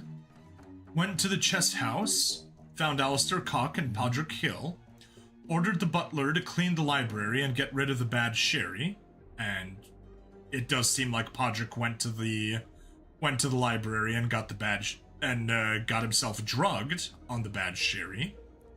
Spent the rest of the time playing chess with Alistair Cock until the alarm was raised. Again, a lie, because Alistair Cock went back into the went back into the salon. So now I believe Alistair Cock is the killer, but we will still figure it out a little bit later after confirming the rest of the theories. So yes, James Turner. That part was a lie. He didn't mention Alistair. All right, we went through Alistair, practiced chess. In the afternoon, James Turner arrived, and they played together. He was close to winning. Yes, that's a lie. Also, actually, speaking of close to winning, I'll admit to not really wanting to look too closely. Is that really one side close to winning? Maybe. All I know is this board position is a fucking mess, is what it looks like to me. I completely agree on the fucking mess. That is crazy.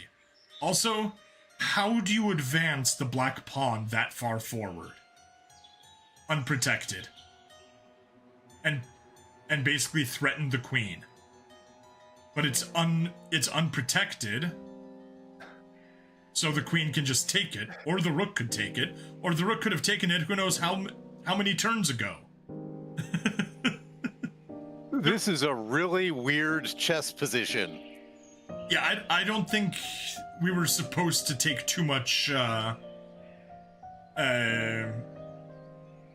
put too much effort into figuring out if this is a real chess position or not. Okay, so, whether he was close to winning or not, we don't care. We can just say that they were in a very weird position. Alright, Podrick Hill.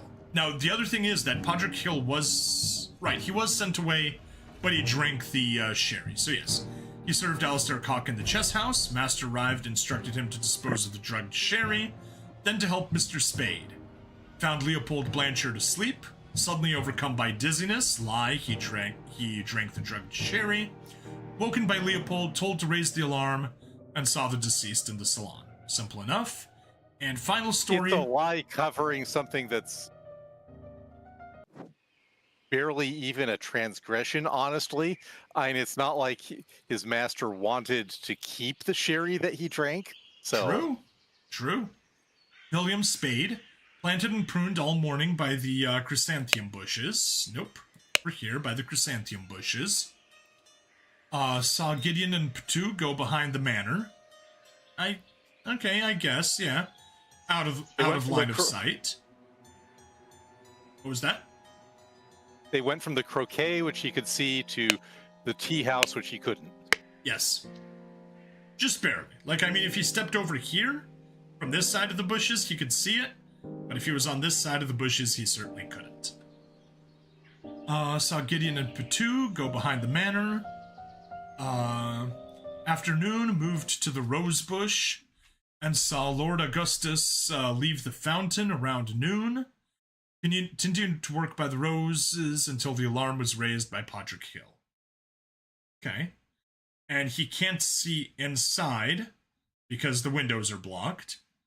So, yeah. Oh, yes. I remember what I wanted to check. Here. I hope the host did not notice me when he was leaning over the sleeping iPad. And the solution has been found. While Ergen Patu was in here stealing the seal, probably the Patu clan seal, the host, James Turner, was leaning over Leopold Blanchard to cut off the button so that he could later frame him. And then Ergen Patu left. Turner had gone back to play chess. Sent out Alistair Cock to come back into the salon when Augustus came in around noon from the fountain. Kill him with the boomerang. Plant the button on his hand, and then go back and keep playing chess. is what I believe happened. Let's get going. Okay. Yeah, I do not like this. Early in the morning, blank, blank. Drugged. Okay. Early in the morning, James Turner drugged Leopold Blanchard. Leopold Blanchard in the library and stole a button. Meanwhile, in the Lemurian seal. Okay. Meanwhile, in the tea house, Ergen Patu drugged Gideon Bell and stole a Lemurian seal from the salon. In the salon, around noon, and Alistair Cock killed Augustus Valentine and planted the button on him to frame Leopold Blanchard. Yes! Woo! All right. That was fun. That was. They have some pretty good puzzles in this, don't they? They did. I was not happy just with the list, not because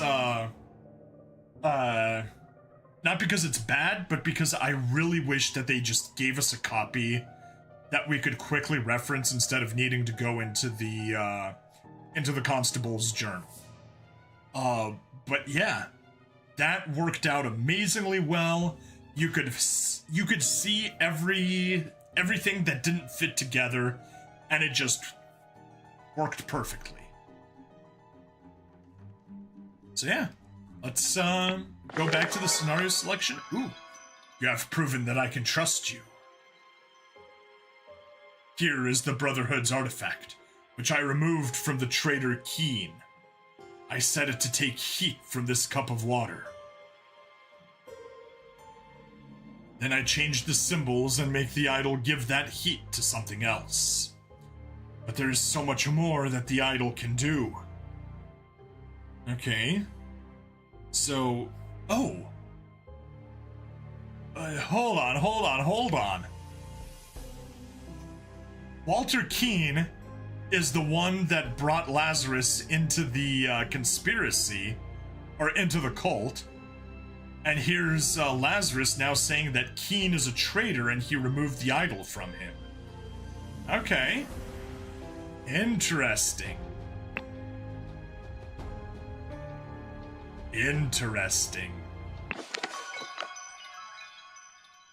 Wait. Okay. If I move the mouse just past the oh wow. Can the idol slice up potatoes into French fries? Also makes julienne fries. Will not break. No. Of all things, I don't think it can actually slice potatoes. I don't think slice is one of the options that it has. Yeah, it's not one of the verbs. At least not in any of the verbs that we've seen so far. Alright, let's take a peek at Chapter 4. And yeah, these are the last two chapters of the regular story. So yeah, that's what we'll be doing the next episode, starting up Chapter 4. Until then, please. The New Order. Yes, the New Order. The other political party. The one that won the most amount of MPs. Anyway, yeah, we'll worry about the New Order next time. The New World Order. Until then, please like, follow, subscribe. Check me out on Twitch, YouTube, Rumble, Odyssey, and Kick. Bring money in the description as always, and I'll see you guys in the next part. Bye-bye. All I can say is those are a lot of uniform-looking outfits and you can see that Maker's wearing a brassard there, and Hurst was wearing a brassard in that cutscene. Yeah? You mean that thing on his arm, right? I'm not familiar with the term. Brassard is an armband used for identification, as used in military units or by, say, the Nazi Party. Ah, gotcha. The New World Order, dealing with the outsiders and such. Nah, a different kind of New World Order. Alright, anyway, so we have... Two. Bless you. Two. Bless you again. So, it is 12:30 a.m. Do you want to wrap things up, or are you feeling up for another episode? How are you feeling? I'm fine with continuing, but I'm just gonna drop a Wikipedia article. Sure, go for it. I just dropped it in your Discord. Ah. Alright. I can pull it up, take a quick break. And Zappa says bless you. Thank you, Zappa. Drop it in Discord. Yeah, there we go. Brassard. Armlet. Unit, rank badges, other insignia.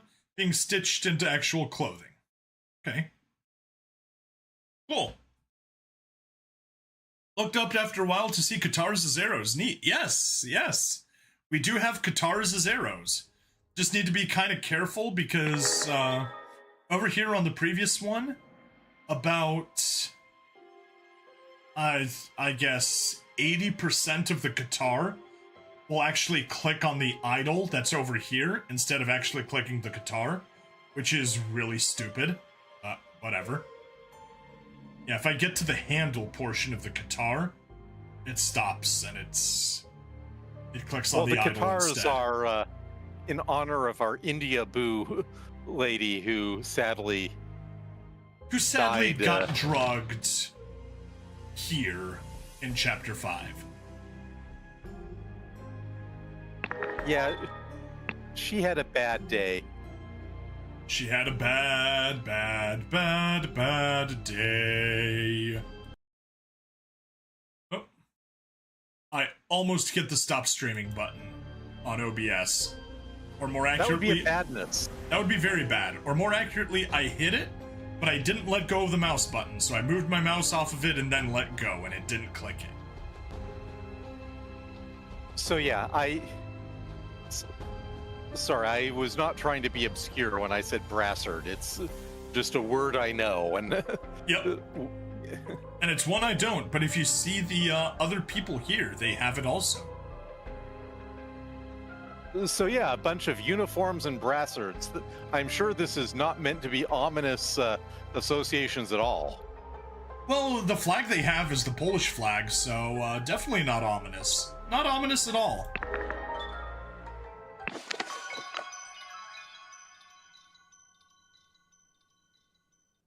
See? Polish flag. You know, if you ignore the brown at the bottom.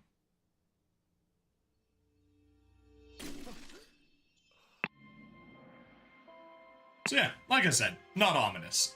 Anyway, ready to continue on? I'm ready. And especially if you look at the picture here with Mr. Lawyer, Mr. Maker.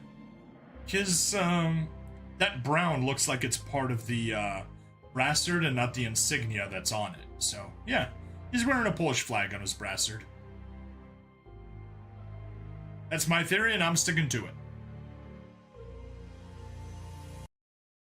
Hello and welcome to another episode of Case of the Golden Idol. We are on the penultimate chapter of the regular story. There are, of course, DLCs, so it won't be the end once we reach chapter 11, the final chapter. But yeah, we'll have some more goodies here. So let's continue on. Anyway, I am joined, as always, by Nweis. Say hello. I'm Nweismuller, who just taught Stabity a new word. Yes, we learned the word brassard. a little, something on your sleeve that you can keep rank insignias, identifications, things like that on it, so that you don't have to sew it directly onto your sleeve. And we're all, and then I was saying, oh yeah, they're all wearing the same uniform, the same brassard. This is definitely not ominous. And I said, yeah, that's the Polish flag. So definitely 100% not at all ominous. All right, Chapter 4, The New Order. Let's hop to it. Oh my, definitely culty. Definitely culty. Huh. Okay. Well, let's proceed slowly. Such a relief they decided not to push any fashion charges. I hope the process is not painful. Fashion charges?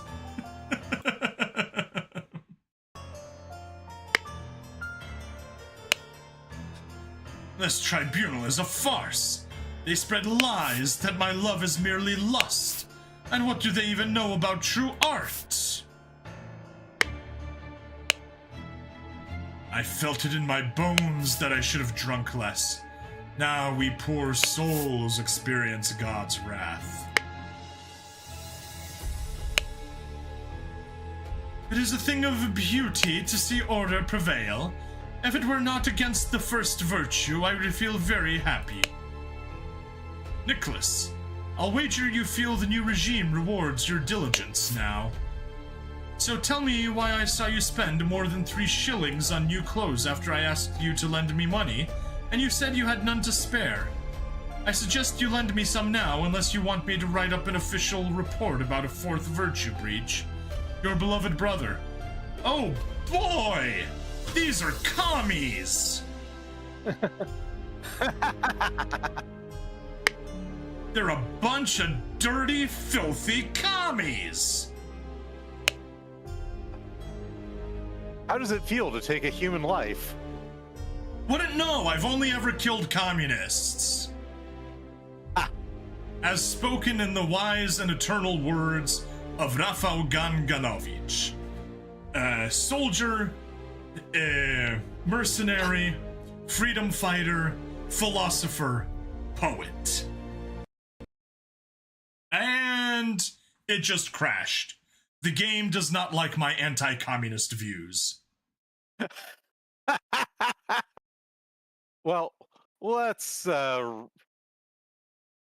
moment. Minor technical difficulties. Minor technical difficulties. Be right back. All right, got the recording paused. There we go, and we're back. Let's continue on to... Oh, don't you dare. Oh, don't you dare! What's going on? It did not save. I can't go any further. What the crap? What the actual crap? Game! Game! Alright, well, in that case, I guess I'm just gonna stop the recording, and then we'll, either I'll rush through the game or do it some other time, but yeah. That is most annoying. I am super sorry about... Yeah, that's just my computer being stupid. I either need to, like, completely do a fresh reinstall, but I think there are some issues with it. There are some faults and stuff, so... I don't want to say I need to get a new computer, but I need to get a new computer. Alright, well, whatever. Let's stop recording, and we'll come back some other time, starting off where we left off. Yeah. Alright. Bye. Sorry about that. Not your fault. Just my computer being stupid again. I guess I should have left, but yeah, this is... I am not used to games. Well, I don't want to say I'm not used to it. There is a really old emulator, TGB Dual, which back in the day was the only one that actually let you do, that actually emulated cable link, or emulated link cable in Game Boy games. It was horribly unstable, and it wouldn't actually save. Like, you could do a save in game, but it wouldn't actually save that save to disk until you closed the emulator. And it was also horribly unstable. And so that means if it crashed, yeah, you could have saved, but it didn't write the save file to disk because it was stupid. Ah, okay, well, that's fine. We still got four full episodes recorded. Let me go ahead and switch over to here and just pull up, not calendar. That at least takes care of the week of July 14th, which is when this would go up. Takes care of Monday, Wednesday, Friday. And yeah, after that, yeah. Okay, cool. I guess we can wrap things up then. I'll just go back and resolve this at some point, catch up to where we were. And yeah, that puts us a week and a day ahead. So yeah, before we do this next time, I'm gonna be doing one stream of Data Live Spirit Pledge. Not Spirit Pledge, Data Live Arusu install. Probably at some point I need to actually go back and do the do a G-Gen Eternal stream, just kind of to grab rewards and stuff, and maybe make a little bit of progress. And also I could do with and I really need to do some narration stuff, because I am down to 4 episodes in the queue, and one of them will drop tomorrow. So after that, I'll just have 1 full week. So June 30th through July 4th. And yeah, so I'll probably need to record 9 episodes of narration. And I have 2 weeks of scripts edited. And that's that. So yeah. Oh. Anyway, Nweis, you still around? Yes, I am. I'm sorry for the minor trouble there. It's not as bad. And hey, the internet didn't crash, so that's a positive aspect. I guess replacing my Moca adapters really did fix the issue. One of these probably just wasn't able to hold up to the strain, and I am so glad that I did not have to redo deal with a broken coax cable in the wall. All right, that's that. Yeah, why not? Let's see if we got some raids. Do we actually have viewers? Yeah, we got 11 viewers on Twitch. Oh my goodness! Welcome to the suffering. I'm glad you all have fun. Let's see who we want to raid. Raid. Yeah, we got ads going, that's fine. Raid channel. Who shall we raid? Fishing Guru fishes up while fishing in the Safari Zone. Dude's playing 4 games of Fire Red Leaf Green at the same time. Kudos to him. I have done similar stuff. Alright, how about people I'm following? Anyone? Oh, Tualise. Yes, definitely rating Tualise. So, although whatever she's playing does not look like Mario Galaxy, it is Mario Galaxy. It's just Mario Galaxy 2. Okay. Twitch folks, we are rating Tualise.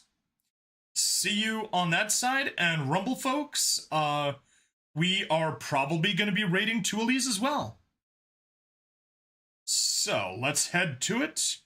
Tualise, hello on the Twitch sides. On the Rumble sides, let's grab gaming, live stream, and do we have Tualise? Oh wow. Popular day today. I am in 1, 2, 3, 4, 5, 15th place on Rumble. It's somewhat low. Sure, usually I have closer to 20. I would have been in 11th place with something like that. Tualese. Do we see a Tualese on here? I do not. Alright, let's go ahead and hit the raid now on Twitch. So, see you Twitch folks over there?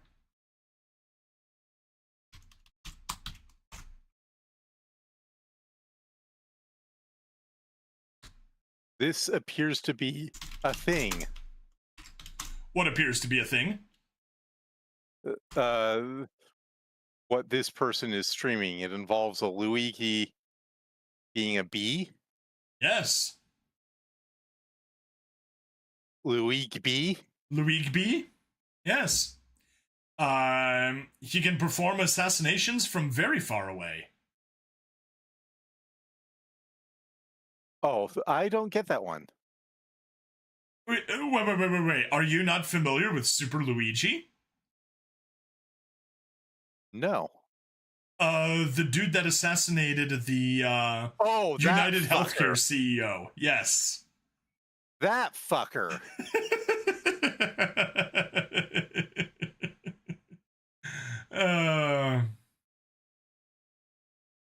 The hero of the internet. Not my hero. No. Although, I'm at the point of saying, I mean, yes, United Healthcare is evil, but just because it's evil doesn't mean he gets to kill somebody. Killing is bad. Okay. Thank you. All right, let's take a closer look at the Rumble streams. Games and shit. Killer FPS games, Doom: The Dark Age, Dark Souls 3 and 1, Arma Reforger, Plague Village. Okay, I'm gonna shut down Twitch now, so. Alright. Internet fixed. Anybody else down here? Hardcore wipe. Get my hours in. Showdown. Live Graham, Forever Winter, Games and Chill. Resident Evil, Journey to the Savage Planet. Soggy Boys. Last of Us, Splitgate. Gaming. Bioshock, Resident Evil. Warzone. I guess Erect Rooster gets the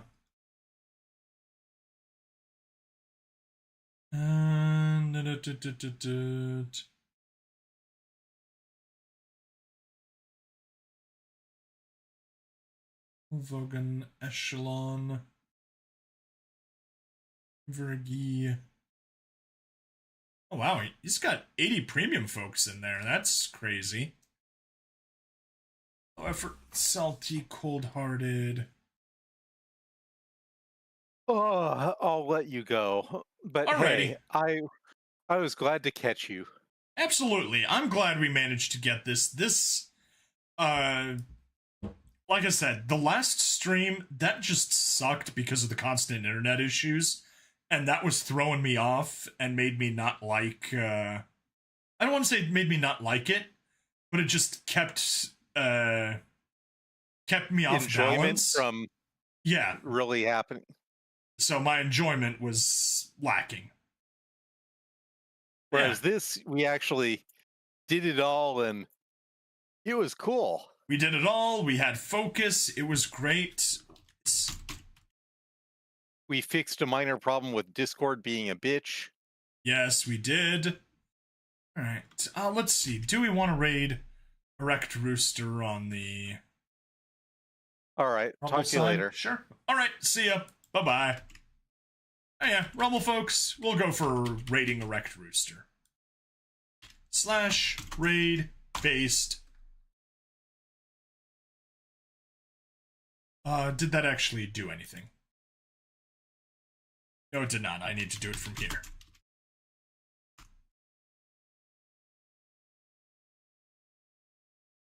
Confirm raid. Raid confirmed, and in the meantime, we can stop streaming to Twitch. We can have Rumble Studios stop streaming to Odyssey and to Kick. And we can end the YouTube broadcast. Bye-bye, YouTube.